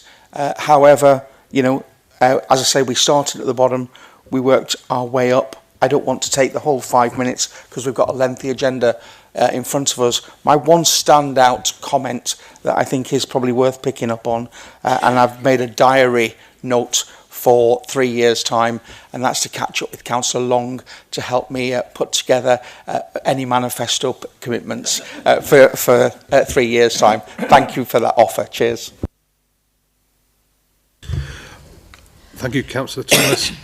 I will now take the recorded vote on the Revenue and Capital Budget. Chief Executive. Thank you, Mr. Mayor. Members, when I call your name, please indicate how you wish to vote. Councillor Emile. For. Councillor Billings. For. Councillor Brooke. For. Councillor Bryant. For. Councillor Bay. For. Councillor Carter. Abstain. Councillor Cowell. For. Councillor George Darling. Abstain. Councillor Mandy Darling. Councillor Steve Darling. Abstain. Councillor Douglas Dunbar. Abstain. Councillor Fellows. For. Councillor Fox. Councillor Harvey. Abstain. Councillor Hutchins. For. Councillor Johns. Abstain. Councillor Law. Abstain. Councillor Barbara Lewis. Councillor Chris Lewis. For. Councillor Long. Abstain. Councillor Madison. For. Councillor Penny. Abstain. Councillor Pentney. Abstain. Councillor Spigagna. For. Councillor Stevens. For. Councillor Strang. For. Councillor David Thomas. For. Councillor Jacqueline Thomas. For. Councillor Tolshard. For. Councillor Tranter. For. Councillor Twelves. For. Councillor Tyman. For. Councillor Verdi. Abstain.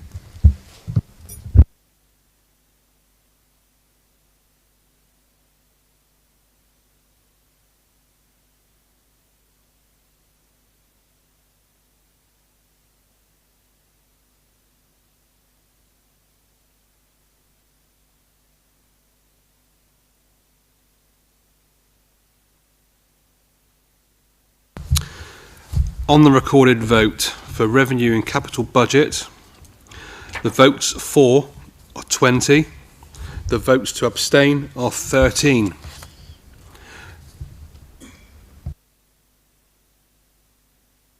So therefore the motion is carried.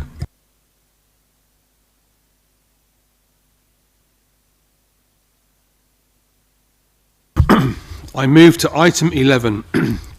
Council Tax 2024-2025, please refer to late report circulated on the 21st of February 2024, page 96. Councillor Tyman, please put your motion to the Council.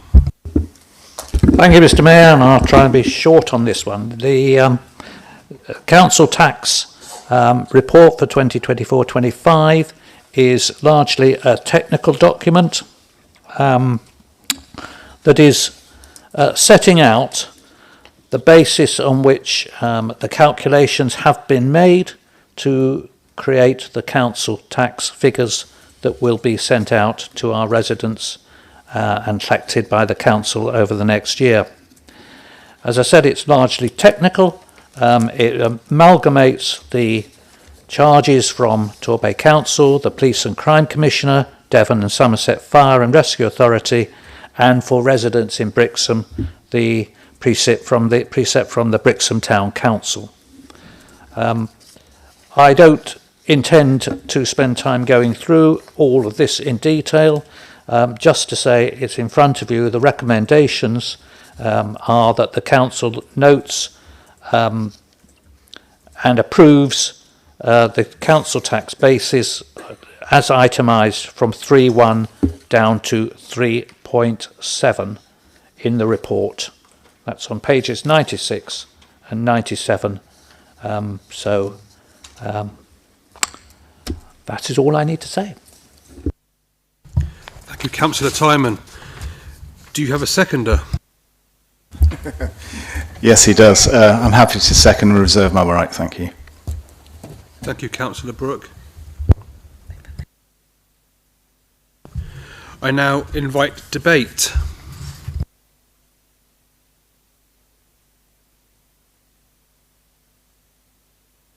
If there's no debate, Councillor Brooke, you've reserved your right. I'll leave it there. Thank you very much, Mr. Mayor. Councillor Timon, the floor is yours. Happy to go to the vote, Mr. Mayor.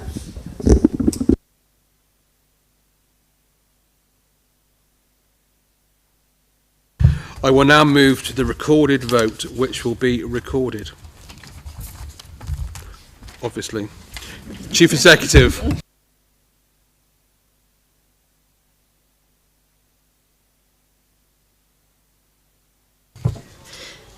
Members, when I call your name, please indicate how you wish to vote. Councillor Emile.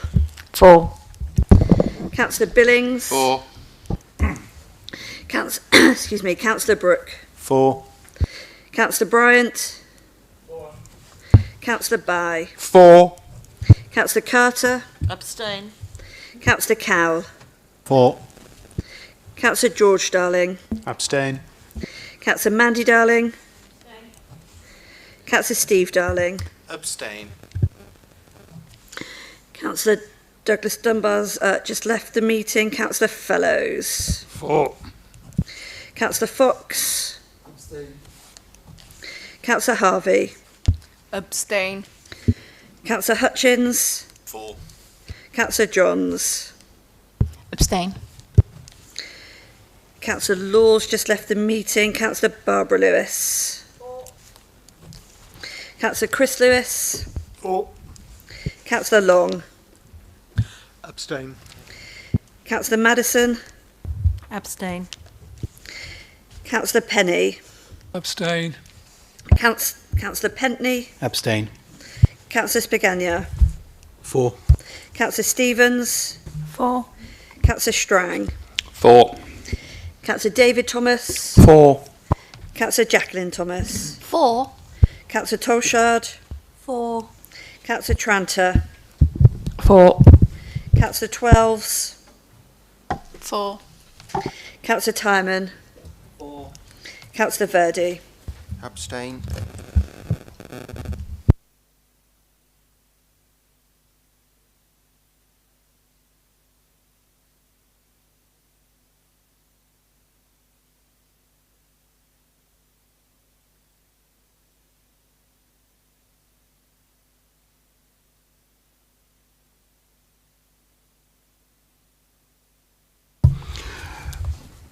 Results for the recorded vote on the council tax 2024-2025. Votes for, 19. Votes abstaining, 12. Motion carried.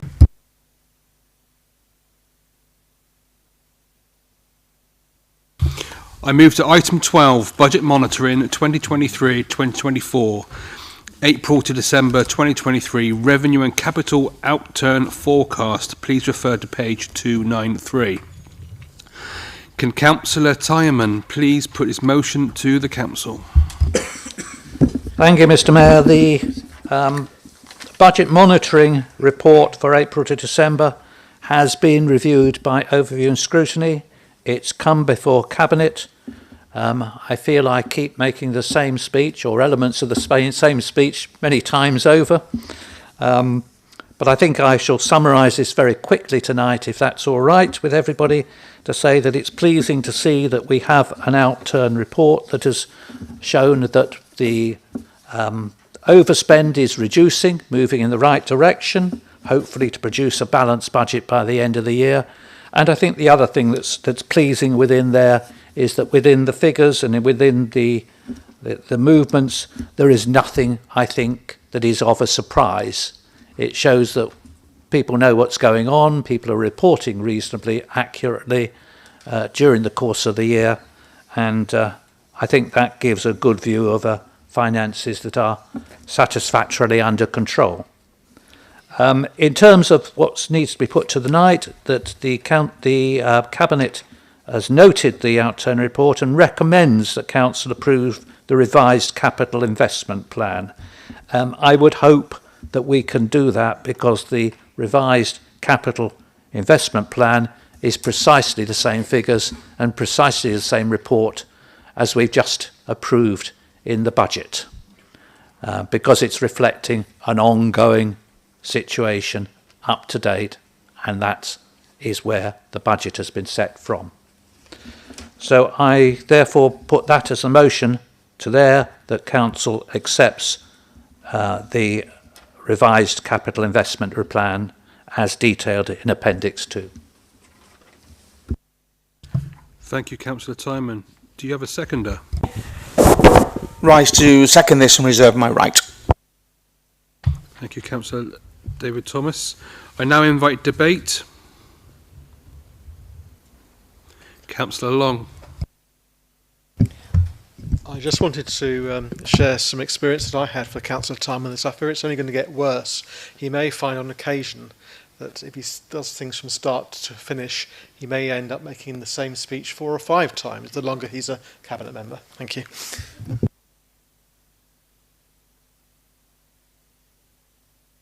If there's no further debate, Councillor David Thomas, you reserved your right. No, thank you, sir. Councillor Tyman. Happy that we move to the vote on this one, thank you. Okay, we move to the vote. All those in favour?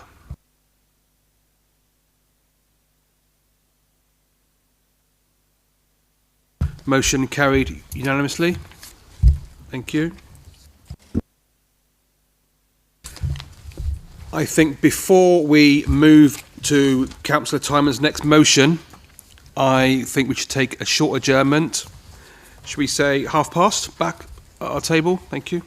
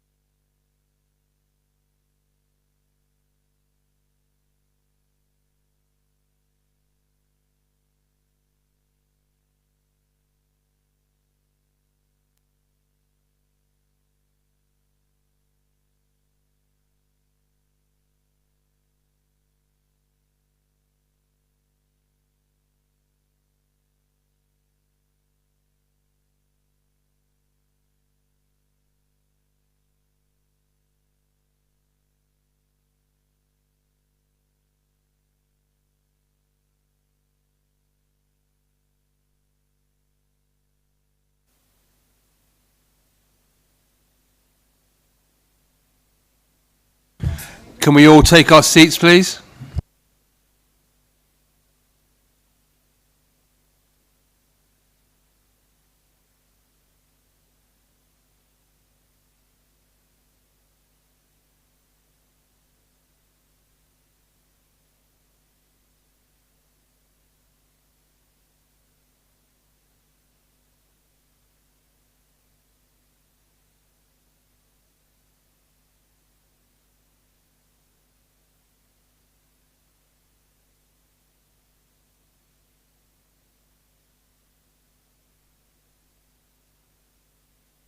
Councillor Billings, can you close your tuck shop now, please?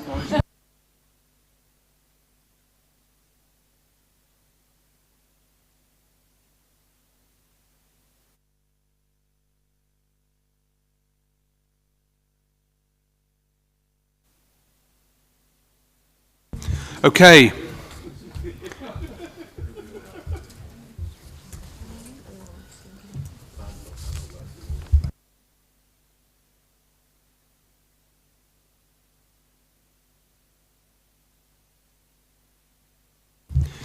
I move to item number 13, Members' Allowances Scheme, recommendation from the Independent Remuneration Panel. Please refer to page 307. Can Councillor Timon please put the cross-party motion to the Council? Thank you, Mr. Mayor.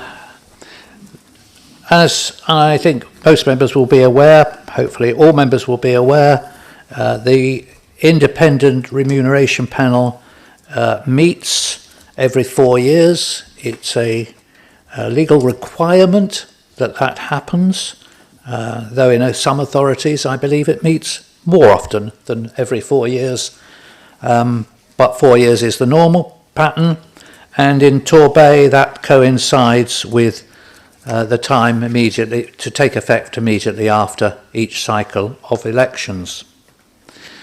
They look at the remuneration scheme that is currently in place for members and look to see whether it's fit for purpose, and after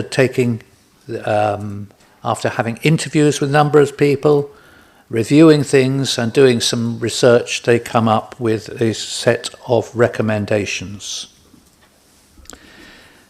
I think the tendency in many cases is to keep much to the same sort of pattern of things going on, and if you look at allowance schemes for councils across the country, although the amounts of money paid for various positions or various special responsibility allowances, and even the number of different activities that have an allowance varies considerably, the pattern of setting a basic allowance and then making the special responsibility allowance match as a multiple of the basic is normal. And that was the result that we got from the review that took place recently. Following that review, I met with group leaders and we discussed collectively what we thought of the report, where we thought there were areas in which we could improve on the recommendations, and the proposals and the motion in front of you is a result coming out of those discussions. We wish to thank the Remuneration Panel for their report in review of the Council Members' Allowance Scheme. The second part is that the panel's recommendation in respect to the basic allowance, namely to adopt the NJC allowances increase of 3.88%, be not accepted, but the principle to increase by the same percentage as the average of staff pay, as previously adopted within the council in most of the ways in which it's been done for many years, certainly as long as I've been a councillor, continue to be applied to the basic allowance. And in order to give independence to calculating that, it's to be increased and calculated annually by the Director of Finance. In this report, we are not specifying how he does that, but I believe that his intention will be to take information from our HR colleagues who will be able to provide him with the ability to do that. In most, the next recommendation, number 3, is that the suggestion from the remuneration panel of making a different level of allowance for cabinet members depending upon the size of the cabinet, being up to 6 members or higher than 6 members, it was felt that should not also be accepted. The remuneration panel looked at a cabinet of 6 and I think felt that that might become normal. I think it had never been our intention to stay at 6 for long, and indeed I don't think in all the years I've been a councillor in Torbay that it's ever before been as few as 6 people. I think it was only slightly more before. I then just go on quickly to say most of the other recommendations of the remuneration panel have been accepted. There are a couple of areas in which we have done something slightly different. One of those is to extend payments so that expenses can be claimed for attendance at meetings, and indeed not just expenses, carers' expenses or allowances, extended to meetings. Thank you, Councillor Timon. Time is up. Time's up. Fine. Thank you very much. The proposal as written. Thank you. Time goes quickly, doesn't it? Do you have a seconder?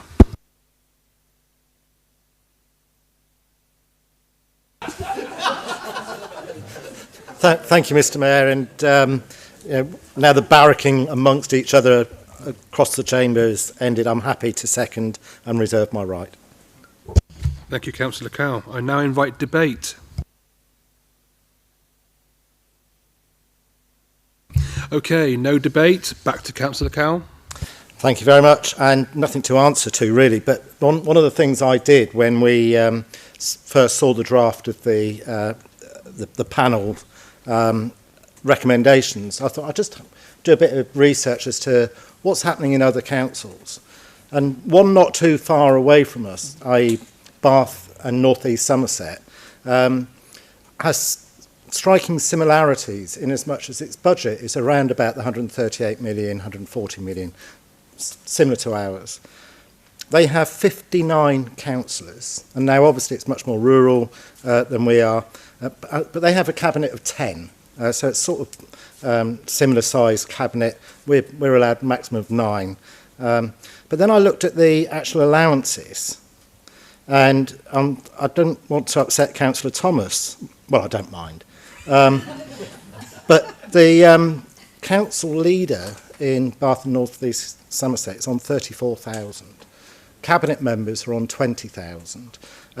They have cabinet advisor members. I think there's 4 of those that are on a 10,000, and their basic allowance is 10,000. So if you're a cabinet advisor, you're on £20,000 a year. Nice work if you can get it.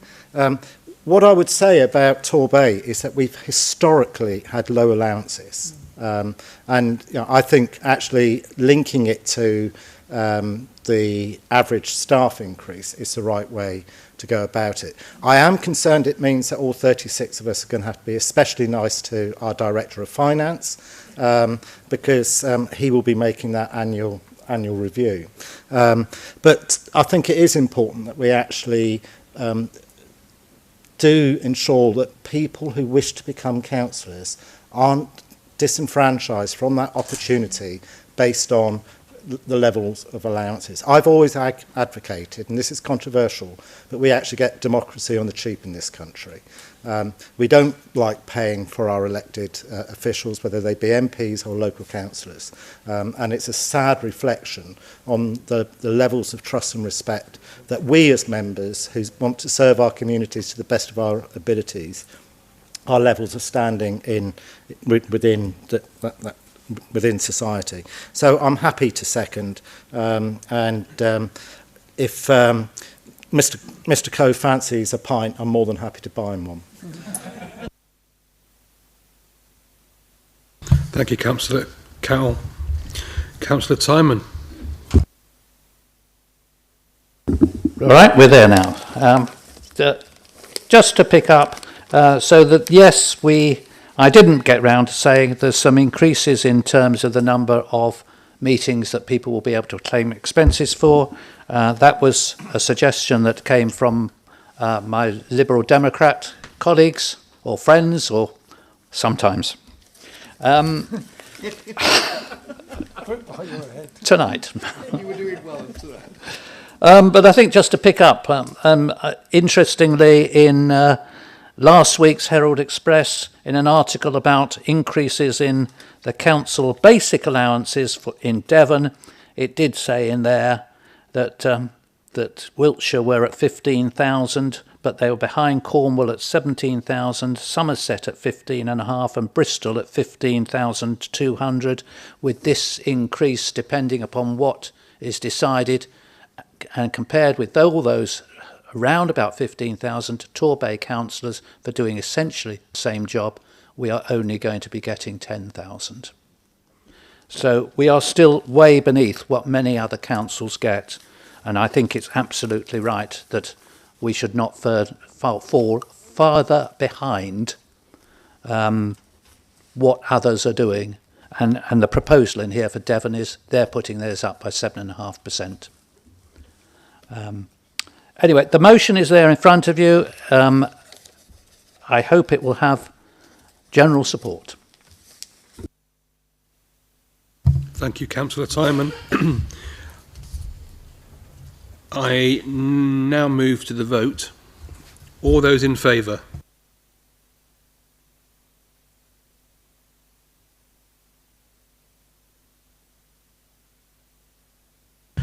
Those against? And those abstain?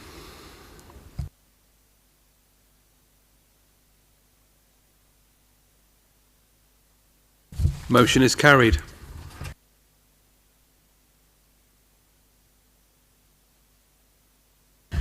I move to item 14, Draft Community and Corporate Plan. Please refer to page 322.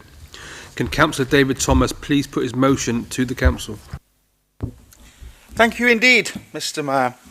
And I rise to present the Draft Community and Corporate Plan, which we've spoken a little about on a previous occasion. And it went out for consultation. I was looking, actually, when it went out for consultation, it was back in September. And then it came, we had a conversation in December. We had a number of issues. But since then, we've had a number of roundtable discussions, which I think have been very fruitful. There are a number of changes included in the document. At this point, I'm not going to go through the whole thing because we've rehearsed the argument probably 4 or 5, well, 6 times, but who's counting? And hopefully, I think we are there. It's a 20-year document. There's a revision in there at 10. That's one of the changes that was included in there. I genuinely believe that this is the right thing to do. Importantly, once this gets across the line, then the tricky bit of the business plans that sit underneath it will come forward. So that's normally where most of the contentious stuff is. So we've got all that to come forward, but let's leave that for another day. Hopefully, community and corporate plan, and happy to move it this evening. Thank you. Thank you, Councillor David Thomas. Do you have a seconder? Councillor Steve Darling. Thank you, Mr. Mayor, and I rise to second these proposals before us tonight. I reflect on where we were a little while ago with this plan, and I think our concerns were that it really didn't have enough people stuff within it.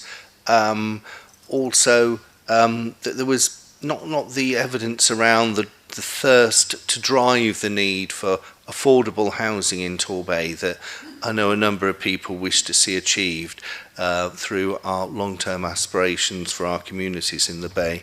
So I'm pleased that in recent weeks a more collegiate approach, because really the community and corporate plan, if it is going to be this 20-year document, it needs to be something that all of us can sign up to. And I'm pleased that we've got that people elements, talking about deprivation and how we're going to be tackling that, because we mustn't forget that as a local authority in the southwest of England, we have the highest level of deprivations. So that is probably the most wicked issue that we need to be tackling as a local authority. And then also making sure that we are well sighted on the people issues. That I would suggest that this now helps drive as part of our community and corporate plan. Affordable housing, again, that we're a bit more strengthened on that. And as I reflect on this, we could be talking about quality, affordable, social rented homes. Some of that's in there.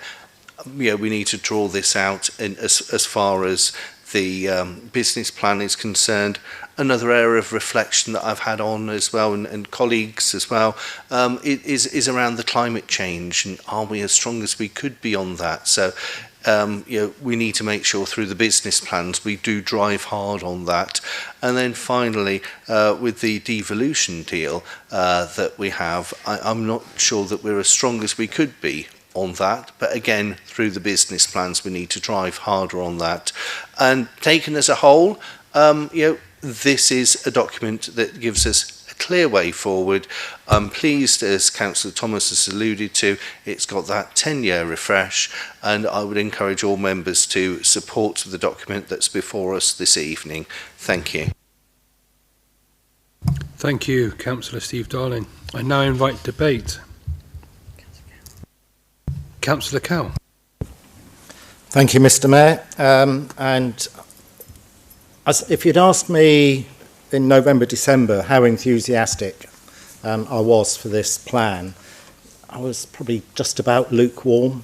I'm not saying I'm hot on the plan now in any shape or form, but the direction of travel, and as a result of the approach that we've taken, it does mean that there are elements in it that have been strengthened that were of particular concern, not just for me, but colleagues this side of the chamber. And I think it's an improved document as a result of that process. I know ideally we wanted to get it over the line before Christmas, but I think actually giving it that extra bit of breathing space and allowing it to improve as a document means that we've got a better product at the end of the day. I welcome the fact that it has that 20-year vision. I'm not sure I can say that, but that does give us that focus over a longer period of time. And it does mean that it transcends changes in administration, because as I think Councillor Lewis alluded to earlier, some of the projects we were talking about in terms of the capital programme, whether it's Crossways or Debenhams or whatever, these are projects that go on over many, many, many years, and certainly probably across more than one administration. And it's important that those infrastructure projects have that core focus. But it's equally important, as Councillor Darling referred to, in terms of that focus on people. And because it's all very well of having shiny new buildings, if your people are really struggling financially and socially. So actually improving the financial position for our residents is an absolute core priority for, I would say, all of us. So I'm happy to support the document we see before us tonight. Thank you, Mr. Mayor. Thank you. Any further debate? Councillor Boy. Thank you so much, Mr. Mayor. And I don't see anything wrong with the vision word, and very happy to say that we're all for all that. I'm standing as it's supporting this, and I hope that we can support it unanimously, again, as lead member for Children's Services. I think this community and corporate plan has been strengthened and is a really good document as far as children and young people and our ambition for children and young people. The previous community plan, 2019, I think reflected where the council was at that stage, where children's services were judged inadequate. Now there's the ambition to get to outstanding. And I do want to just highlight one or two of the points here with regard to children and young people. So Torbay will be recognised as a child-friendly place, and I would say that absolutely is a vision that we can all support, and that children and young people should feel safe and be safe, to have the best possible education and training, and people will be enabled to fulfil their potential. And in delivering our children's continuous improvement plan, to hold high aspirations for our children and young people, and that the continuous improvement of our children's services will have a clear aspiration to deliver outstanding services so that our children and young people have better outcomes. So priorities are to keep children safe in their communities, to support early intervention so that it is effective and targeted, and that fewer children need to be cared for by Torbay Council, and that crucially young people in receipt of services from children's services are prepared for adulthood, so making very important that transition from being cared for into independent and thriving lives. And absolutely a reference here, and there was no reference in the previous plan, for permanent properties that people, including vulnerable and care experience, can call their home. Under economic growth, we're going to encourage aspiration, providing opportunities for everyone to raise their skill level and to drive training opportunities, and the outcomes we're looking for are established pathways for young people, including those with special educational needs and disabilities, into employment opportunities with skills moving towards the national averages. And progress will be measured by the percentage of former cared for children who are now at 19 to 21, who are in education, employment and training. So there's a lot here for children and young people, the most vulnerable, and particularly our care experienced as they move into adulthood. So I very much hope that we can all support this plan. This is a plan for everyone, but it's particularly a plan for children and young people and the most vulnerable as they go into adulthood. Thank you, Mr. Mayor. Thank you, Councillor Bye. Any further debate? Councillor Brooke. I'm on a roll tonight, folks. So when this last came to council, I remember I was the seconder, but now I've been sacked, so I obviously stuffed up then, but now I'll just speak. At that time, there had been a motion that was proposing changes that didn't come about. When I looked at that motion, I personally didn't have a problem with the issues that were put in it. I've always seen this document as a living document rather than one ultimately written in stone, and I do understand some of the reservations that were raised. Looking at the revised document, I see three main changes. Number one, a 10-year review date. Number two, linking the strategies within the themes. And number three, certain amends on measurements or even new measurements. I'm sure as time goes by and the world ever changes, I expect new strategies will actually come about and be added, or new measurements be needed, more pertinent. And I believe this document is better than the one before. Ultimately, what we have here, and I believe, and I'm going to underline this, it is the golden key to unlock solutions out of a treasure trove to deal with embedded problems in Torbay and new problems that come about that I personally have seen in 25 years of living in Torbay. Some of the solutions are, number one, the time span that's been forced for council to follow, the long term, and it will end, I believe, short-termism. People may or may not know, I work in an industry where you need to do long-term financial planning. And I actually deal with people I met 30 years ago. And in those days, it was, where are you at? where would you like to be? And to think of where they would really like to be in 30 years was very hard. But through starting of planning, revising plans, merging plans, and as you get nearer to the date, fulfilling them, that only comes about by long-term planning. And it's farcical, in my opinion, to run a council with all that we have to do on 3 and 4 year plans. So making it a 20-year plan, I think, is fantastic. The second part I'd like to say is it's apolitical. When this went to consultation with residents, and they were just residents, there weren't any political parties. We weren't tapping on the people who we want us to support. It was just residents. There was an overwhelming acceptance of the desires within it. And I think that therefore, when it's been delivered, it's whatever party, no party, don't even vote people. We can then deliver something for the good of the whole of the Bay, for happiness, health and well-being. And the third thing I want to say, it's holistic. I think it's the first document I've seen where it pulls literally everything together. But how good a document is and how good the delivery is only by us and working with council officers. Us 36, council officers, partners, we're going to change over time. But having a document we can all work through and then others come along can work through, I firmly believe that's the direction which will solve so many problems in Torbay. I want to finish just with one comment, and I read it. It was a respondent's comment, and the gentleman wrote, "Lovely ideas, and I'd love to see at least some of them put into practice.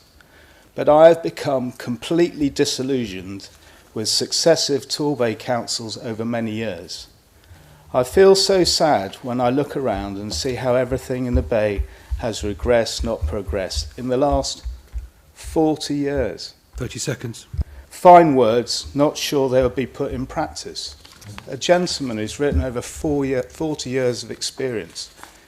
I hope everybody will support this document and will then speak to people like him that won't happen again and that we really will deliver happiness, well-being and prosperity for all our residents over time. Thank you. Thank you, Councillor Brooke. Any further debate? Then I shall go to Councillor Steve Darling. Sorry, Councillor Dave Thomas. Thank you very much indeed. I'd like to thank councillors opposite, leaders of the groups for their support in this particular document. I need to speak to my own group later. I don't know if it's a good thing or a bad thing that Councillor Cowell is feeling the heat turned up a little bit. We'll leave it there. But hopefully everyone is now in a position to be able to support this, and I'm happy to move to the vote. Thank you. Okay, let's move to the vote. All those in favour?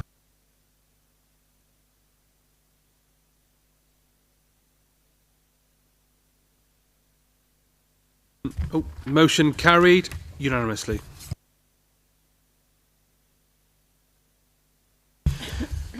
I move to item 15, Torbay Council Annual Pay Policy Statement and Review of Pensions Discretions. Please refer to page 352. Can Councillor Jackie Thomas put her motion to the Council? Thank you, Mr. Mayor. The Localism Act requires us to produce a pay policy statement for each financial year. This is a statutory requirement, and the pay policy statement must be approved by Council. The document draws together the Council's overarching policies on pay and conditions and is published on the Council's website. The employer's pensions discretions must be revised and approved by Council in line with the LGPS regulations. These were last approved in March 2022 and no changes have been made since then. I am happy to propose that the Council be recommended that 1. The Torbay Council Annual Pay Policy Statement 2024-2025 as set out in Appendix 1 to the submitted report be approved for publication, and 2. The employer's pensions discretion set out in Appendix 2 to the submitted report also be approved for publication. Thank you, Mr. Mayor. Thank you, Councillor Jackie Thomas. Do you have a seconder? I rise to second and reserve my right. Thank you, Councillor Strang. I now invite debate. Councillor Steve Darling. Thank you. This is often a document that it gets pushed through fairly quietly, but I did get a resident contacted me. He might live in Shippey. You never know. And I'm going to find my inner being of that former councillor and just ask Councillor Thomas J. When you're summing up, can you please justify why in the table in this document where it talks about council contributions to people's pensions, if you receive £188,000 a year, the council, and therefore the local taxpayer, will pay 12.5% towards your pension. However, if you're on, let me recall, £16,500 a year, the council, i.e. the local taxpayer, will pay 5.5% of your salary towards your pension. Where is the equity in that? What's the rationale? I'd welcome some feedback on that. Thank you. Any further debates? Councillor Timon. Thank you, Mr. Mayor. As you will know, this isn't a document that I proposed, but I did read through this prior to this meeting, and I noted the same thing that you've noticed, Councillor Darling, Steve Darling. I took that up before the meeting with officers, and in fact the headings at the top of that table are not correct. The amount that the council pays as a contribution, in fact, is 18% for all employers, or thereabouts. It changes year to year, I believe, but it's round about 18%. The figures that you looked at in that column should have said employees' contribution at the top of them, not employers. Officers have said they will make that technical correction to the report, and therefore the table then has a further column that's headed employees' contribution. That in fact is employees' contribution for employees who go into a lower contribution scheme, which they have the option to do. So that needs distinguishing. So well done for spotting that, Councillor Darling. I only spotted it about half an hour before the meeting started and got that response. I hope that helps you and puts your mind at rest. Thank you, Councillor Timon. Any further debate? Councillor Long. As we're channeling our inner former councillors, I'm just going to channel my inner Councillor O'Dwyer, former councillor, and just ask whether, if the report in front of us is inaccurate, whether we're able to vote on it this evening.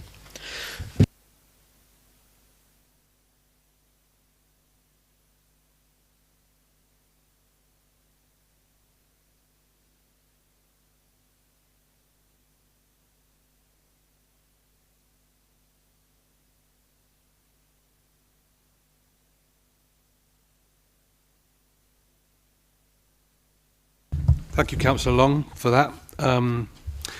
I will bring in our monitoring officer. Thank you. Thank you, Mr. Mayor. So, as indicated, this is a technical amendment that can be made by officers, and there's a provision within the Constitution which permits that. So, to reassure you that members, you can vote on this matter. Thank you. On that news, Councillor Steve Darling. No. What's wrong with me this evening? Dave Thomas. Well, I've been called lots of things, but I think that's the first time ever. And Steve's not very happy either, to be honest. I think he's put a lot of weight on all of a sudden. But to be honest, I'd looked at exactly the same thing, come up with a similar question, got the answer from Alan. I think the fact that a number of us have picked it up, one, shows to our residents that yes, we do read these papers, and if there are things within here raises questions, but two, the fact that we've had the explanation and we know how it's going to be changed is fundamentally important. So I didn't spot anything else, but who knows? That's all. Thank you very much. If there's no further debate, back to Andrew, back to Councillor Strang. I have nothing further to add and happy to move to the vote. Thank you, and I'll say this slowly. Councillor Jackie Thomas. Thank you, Mr. Mayor. Yeah, I am happy that the discrepancy in the document is being amended, and thank my colleagues for pointing this out to us. We have already, as I say, we have noticed it ourselves, and happy to go to the vote. Thank you. Thank you. We now move to the vote. All those in favour?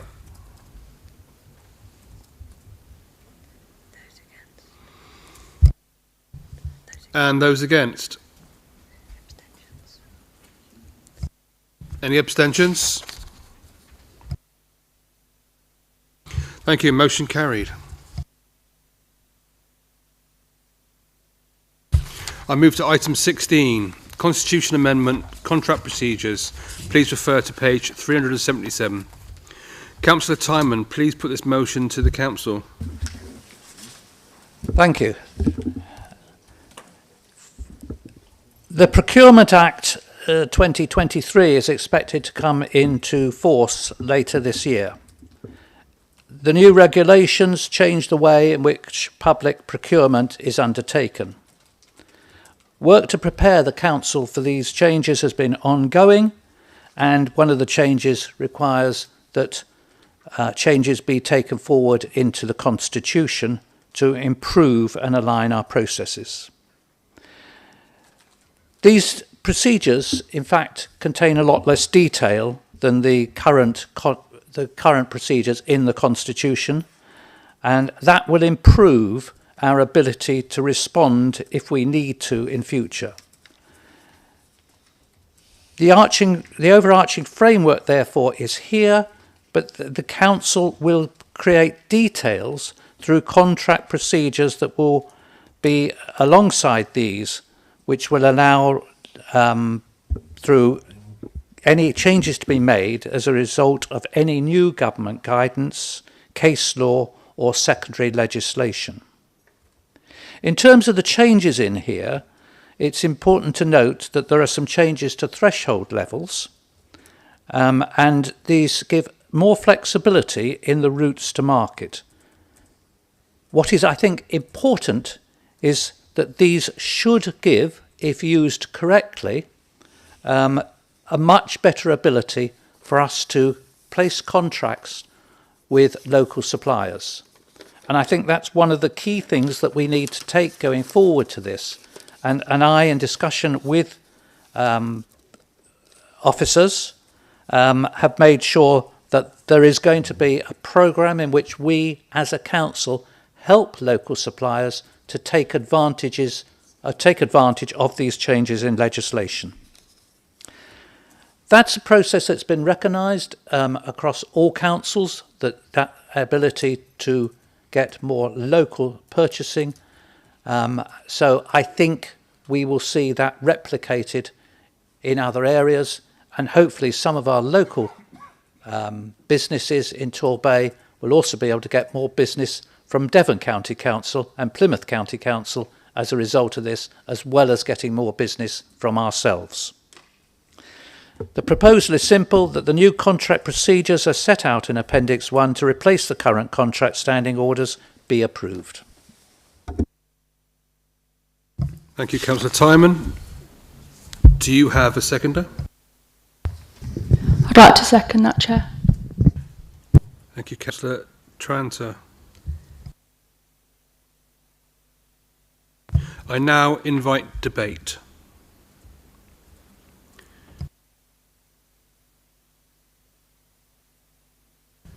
Councillor David Thomas. Thank you. There is one really good thing that comes out of the whole of these changes, I believe, and that is an opportunity for us to be able to spend more of our money that we on various contracts at a local level in an easier system than we had previously. So effectively reduces down to 3 bands, and the report talks about how each of those bands works, and this should, in my opinion, give us a real opportunity to employ much more local businesses who may have never done any work for the council previously before, because the way that the procurement actually worked, it was open, it was transparent, but effectively it felt like for a single person business, it felt like a huge wall to climb over. That effectively has been removed with my reading of these new changes. So it's something that I think we should absolutely welcome.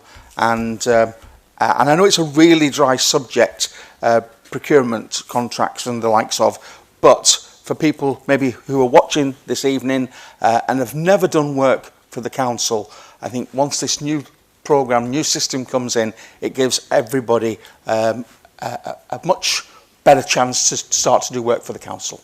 Thank you. Thank you. If there's no further debate, we turn back to Councillor Timon. Thank you. I'll sum up very quickly. I think the main advantages of this has been pointed out by Councillor Thomas. And all I would end up by saying is I think it would be very useful if we did some sort of review in about a year's time to see whether our local businesses really have been able to take advantage of this.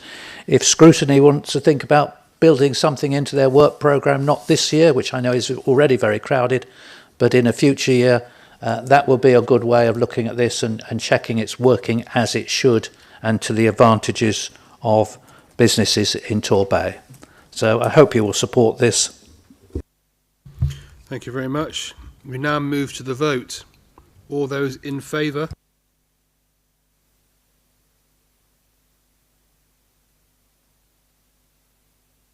Motion carried unanimously. Thank you. I move to item 17, Constitution Amendments, Planning Committee Various. Please refer to page 498. Can Jackie Thomas please put her motion to the council?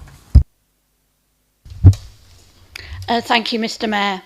The proposals in this report ensure that our constitution is kept up to date and fit for purpose. I'm pleased that these have been discussed at the various groups within the council, and I think everyone understands what the changes are and the reason behind each one. I will quickly run over the changes without taking too much time. Appendix 1 and 2 starts with a simple tidying up exercise with reference to Broadsands, Churston and Gampton Neighbourhood Forum and removing reference to the Paynton Neighbourhood Forum as the Paynton Neighbourhood Forum no longer exists. The document then provides clarity on the areas covered by Brixham Town Council, the Broadsands, Churston and Gampton Neighbourhood Forum and Torquay Neighbourhood Forum. Clarity is also provided that forum status does not affect the status of any adopted neighbourhood plan, and the changes confirm that minutes, etc. from the neighbourhood forums should be available on their website to provide openness. Finally, the document confirms that the neighbourhood forums do not have to submit formal representations to be able to speak at the planning committee, and this piece simply puts into writing the practice that has occurred for a very long time.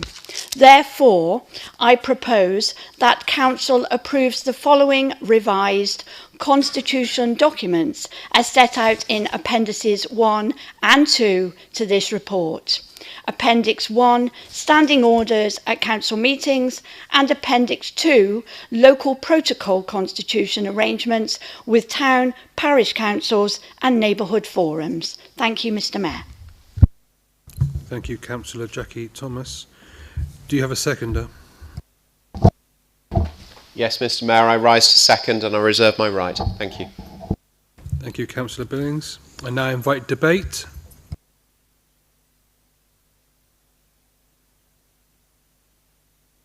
Okay, Councillor Adam Billings.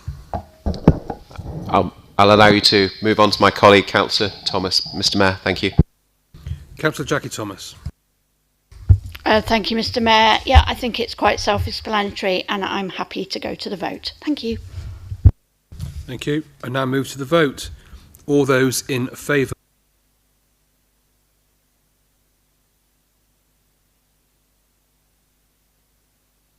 Motion carried is unanimous. Thank you.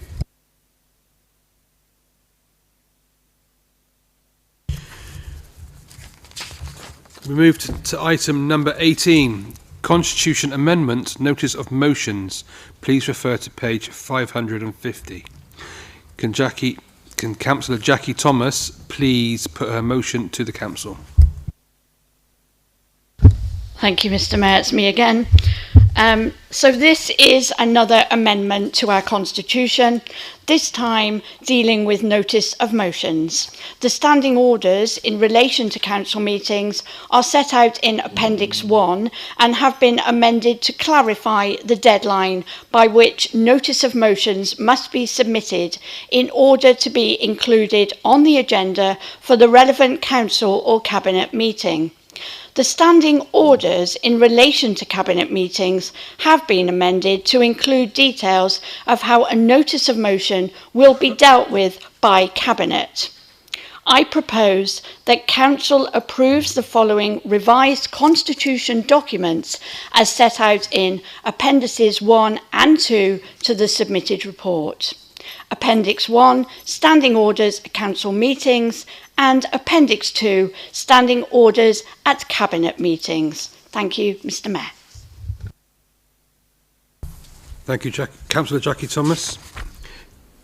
Do you have a seconder? Councillor Steve Darling. Thank you, Mr Mayor. And earlier actually it was last year, wasn't it? We said that we would be a constructive opposition and that we would positively engage with policy suggestions and how things could be improved in a constructive manner.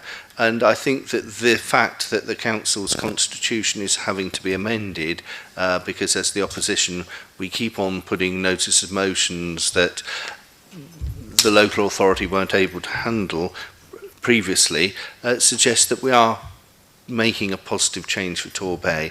I know that colleagues have raised issues around architecture and inclusion of how those issues are dealt with within the local authority, and also I know the way that veterans funding is dealt with has also changed. So this gets a better way forward for how these notice of motions are dealt with in a more orderly manner, and I welcome this as I'm seconding it and hope all will vote in favour.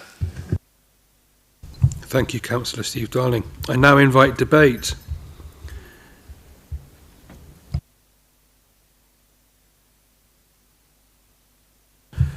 We now go back to Councillor Jackie Thomas, right to reply. Thank you, Mr Mayor. I welcome cross-party support and hope that everybody can support this motion. Thank you. Thank you. We now move to the vote. All those in favour?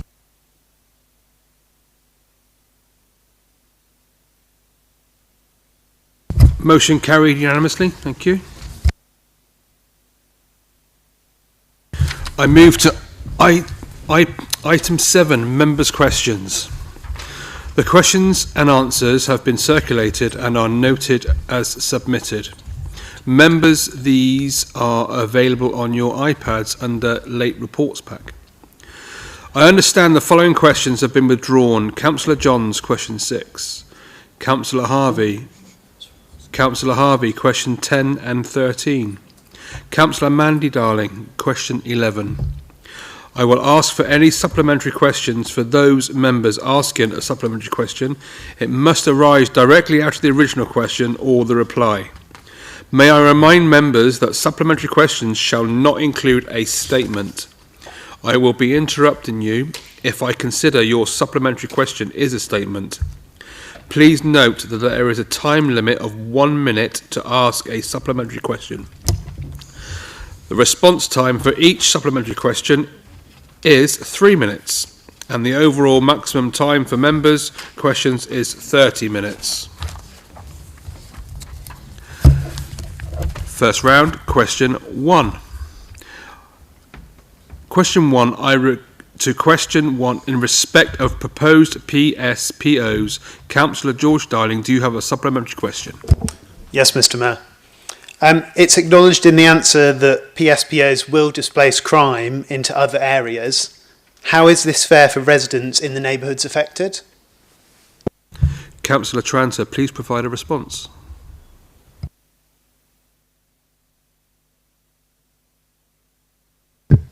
I'm not 100% sure it does say that, so I'll have to get back to you on that bit. It says, as we understand the actual impact over time, we can adjust our approach to achieve the best results for residents. I'm not saying you're wrong, but I'll have to get more information and get back to you. Thank you. We recognise the potential consequence. I will get back to you. Okay, thank you. I refer to question 2. In respect of Household Support Fund, Councillor Harvey, do you have a supplementary question? Councillor Harvey, Councillor Long, would you like to? Thank you. I'll be Councillor Harvey for this evening. Thank you. And I'd like to thank Councillor Tymon for his answer and for the information provided about the support that the council has provided. My supplementary is, given the pressure that's on the council funds that are there for support, for example, I understand that the discretionary housing payment was being forecasted to overspend. What representations are being made to the government over their ambiguity over the household support fund? Thank you. Councillor Tymon, would you like to respond? I would need to check up with others the extent of that, but I know that we certainly have had some discussion with our MP, and I believe there have been, certainly at an officer level, significant amounts of discussion. I have personally had no discussion with ministers on that, but I would have to make reference to my colleagues to be able to give you a fuller answer. I'm happy to do that and come back to let you know if there have been other avenues of contact on this matter. Thank you. I refer to question 3 in respect of modern slavery. Councillor Long, do you have a supplementary question? Thank you very much, Mr. Mayor. Yes, please. Thank you, Councillor Tranter. My supplementary was just whether you agree with me that changes to the immigration rules, which means that people coming to work here as carers and other industries not being able to bring family and therefore a support network with them, would that be resulting in extra pressure putting on our statutory services to provide support on things like modern slavery? Thank you. Councillor Tranter, please provide a response. With regards to that in particular, I'll have to get some support from officers and get back to you. I did want to say that I've had some recent contact with people that have been a victim of this, and we've got that we're training the adult social care sector, but we also need to reach these people and educate them about what support is available to them, because they find themselves here working in these environments very excluded, in poverty, food poverty, financial poverty and working extremely long hours, and also refusing medical care because their employers aren't allowing it. So I do understand that this is a major problem in Torbay and everywhere else, but I'll get back to you about the specifics. I refer to question 4. In respect of disabled parking badges, Councillor Mandy Darling, do you have a supplementary question? No, thank you, Mr. Mayor. Thank you. I refer to question 5. In respect of the bus forum meeting, Councillor Steve Darling, do you have a supplementary question? Yes, thank you. I'm a member of the bus forum, and yet I made space in my diary to attend. There's only one opposition member who's on that bus forum, and yet there are 3 Conservatives who are on it. Can you please explain why none of the 3 could actually make space in their diary to attend? Councillor Billings, please provide a response. So Mr. Mayor, I think respectfully, I think that question is very similar to the original question that's been answered, and I would refer Councillor Darling to the answer that he's been provided. This arose because of administrative error in relation to sending out an invite at an early stage, and the meeting that is being referred to was on a Monday, and as a result of a simple administrative error, the meeting request was sent out on the Friday, and that is what's caused the non-attendance at the meeting you refer to, Councillor Darling. I agree it's deeply frustrating and deeply regrettable, and as it's within my portfolio, I can assure you it won't be happening again, because requests, invites to the meetings are being sent out to councillors long in advance of meetings, as should have happened, and as should have happened on that occasion. So I can only apologise to the members on my side that didn't get the invite in advance, and I can only congratulate you on being able to attend the meeting on the Monday, having received the invite on the Friday. Going forwards, this won't be happening. I can refer to the previous Cabinet meeting. You saw the investment of £70,000 that we're putting into improving buses in Torbay, on top of the £150,000 that previous administrations did. Buses very clearly are a priority, and we just need to reflect that in terms of ensuring members are invited to meetings at an appropriate time going forwards. Thank you. Thank you, Mr. Mayor. Thank you. We'll jump to question 7. In respect of Paignton Town Centre, Councillor Penny, do you have a supplementary question? Yes, please, Mr. Mayor. Comes round very quickly when we're being positive. I'd like to thank Councillor Lewis for the response, because I find it positive as well. The questions are in 2 parts, but for the same reason, to help clear the fog of uncertainty. Can I ask Councillor Lewis to confirm that the March scheduled business plan for the key projects will actually be produced in March, not slip into April or May or beyond? And also as to when the decision on Torbay Road will be made, because I am now hearing so many contradictory rumours, it is actually hindering progress in the Paignton area. Thank you, sir. Councillor Chris Lewis, please provide a response. Thank you very much, Mr. Mayor, and I'm glad that Councillor Penny is positive, because as we know, the government have put a lot of money into Paignton, and we've just seen 2 new hotels open. Some people went to the Ibis, very good event. I'm not negative at all about Paignton. I really think, as I said earlier, go back in 5 years' time and you'll see a complete difference. We are working very closely, Councillor Penny, with our new partners, Wilmot Dixon and Milligan's. They are looking at Paignton as a matter of priority to come up with key plans for Crossways and Victoria Square. It is important we get those across the line. We would hoped that we would have actually got Crossways over the line earlier, but unfortunately the scheme that was put forward for a number of reasons is not viable. Therefore, they are looking at it to see how we can make it viable. And we are speaking to key players to be able to develop it. Torbay Road, you'll be pleased to know that we hope that a decision will be made in March, go cracking ahead, get Torbay Road done, and also Station Square. It is important that we do it. We started off with Torquay, the Strand. We said we would deliver. We got the Strand going as soon as possible. Slightly a bit of a delay on Torbay Road because we wanted to experiment with all options. And as you know, Councillor Penny, we've been speaking to the traders, been speaking to residents, we've been having consultation. Hopefully we'll be in a position early March to make that judgment and go forward and open it up. And I'm sure that the businesses there will be delighted to know that. We have told them, we've had meetings. Kevin Foster went down there recently, had a meeting with the traders to explain the situation. So we are on the case. I truly believe that this is a change for Paignton, and that when people come back, as I said earlier, in 5 years' time, they won't recognise the place from what it is today. So thank you for the question. Always very positive, Councillor Penny, and I hope I've responded in a positive manner. Thank you very much, Mr. Mayor.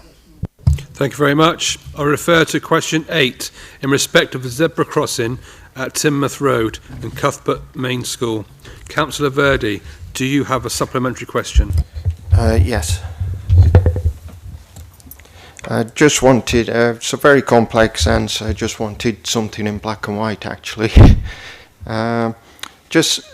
At the end of your answer, it says, it sounds very sinister, subject to the availability of equipment and contractor resources. Are you envisaging that we will have none by then to implement the zebra crossing? Okay.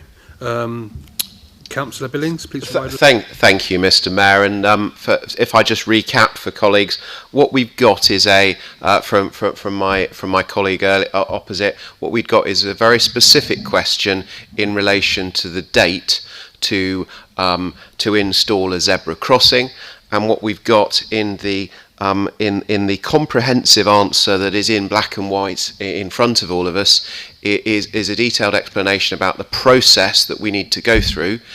It cannot give you a definitive date at this stage, Councillor, but it sets out the steps that we have to go through consultation and other things in order to be able to implement the works. And in relation to the last bit, there's nothing sinister at all.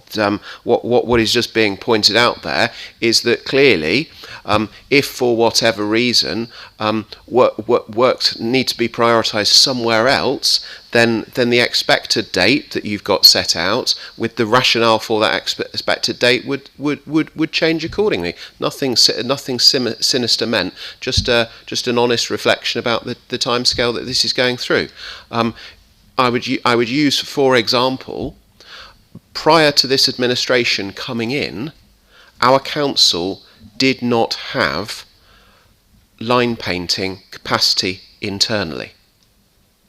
The same line painting equipment that will deliver the much needed 20-mile-an-hour zones is also going to be used to deliver this. We are, as a council, putting a lot of, and also if you think through the budget, it will also be upgrading all of the lines across the whole of the bay over the next 4 years. So there's a lot of pressure being put on this. There's just an honest reflection in the detailed answer you've got in terms of going through that. Nothing sinister, and I would draw your attention to the final sentence of the answer provided, because that's the best estimate of the date we can give at this stage. Thank you. Thank you. I now refer to question 9 in respect of the increase of older tenants forced to move into deprived communities. Councillor Long, do you have a supplementary question? Just a quick one, please, Mr. Mayor. And I was just wondering, Councillor Tranter, whether Age UK were being involved in helping support older people in the local community, given their specialism of working with older people. Thank you. Councillor Tranter, please provide a response. I can confirm I've worked really closely with Age UK, and a lot of the residents and that are struggling to pay rent and put food on the table, and we are working closely to help with this particular issue. Thank you. We now jumped to our question 12. I refer to question 12 in respect of dog fouling. Councillor Johns, do you have a supplementary question? I do, Mr. Mayor. Thank you for doing your answer, but it doesn't quite answer what I'm asking. Basically, you said that the dog warden function has now been transferred to Swissco in April, but it doesn't actually answer the question. Are we actually going to get a dog warden? Councillor Tranter, please provide a response. I believe the dog warden facilities are being put along with other things, so it's not a particular role, if I'm right. It's a role it's a large role, and a dog warden is part of that larger role. Correct. Okay.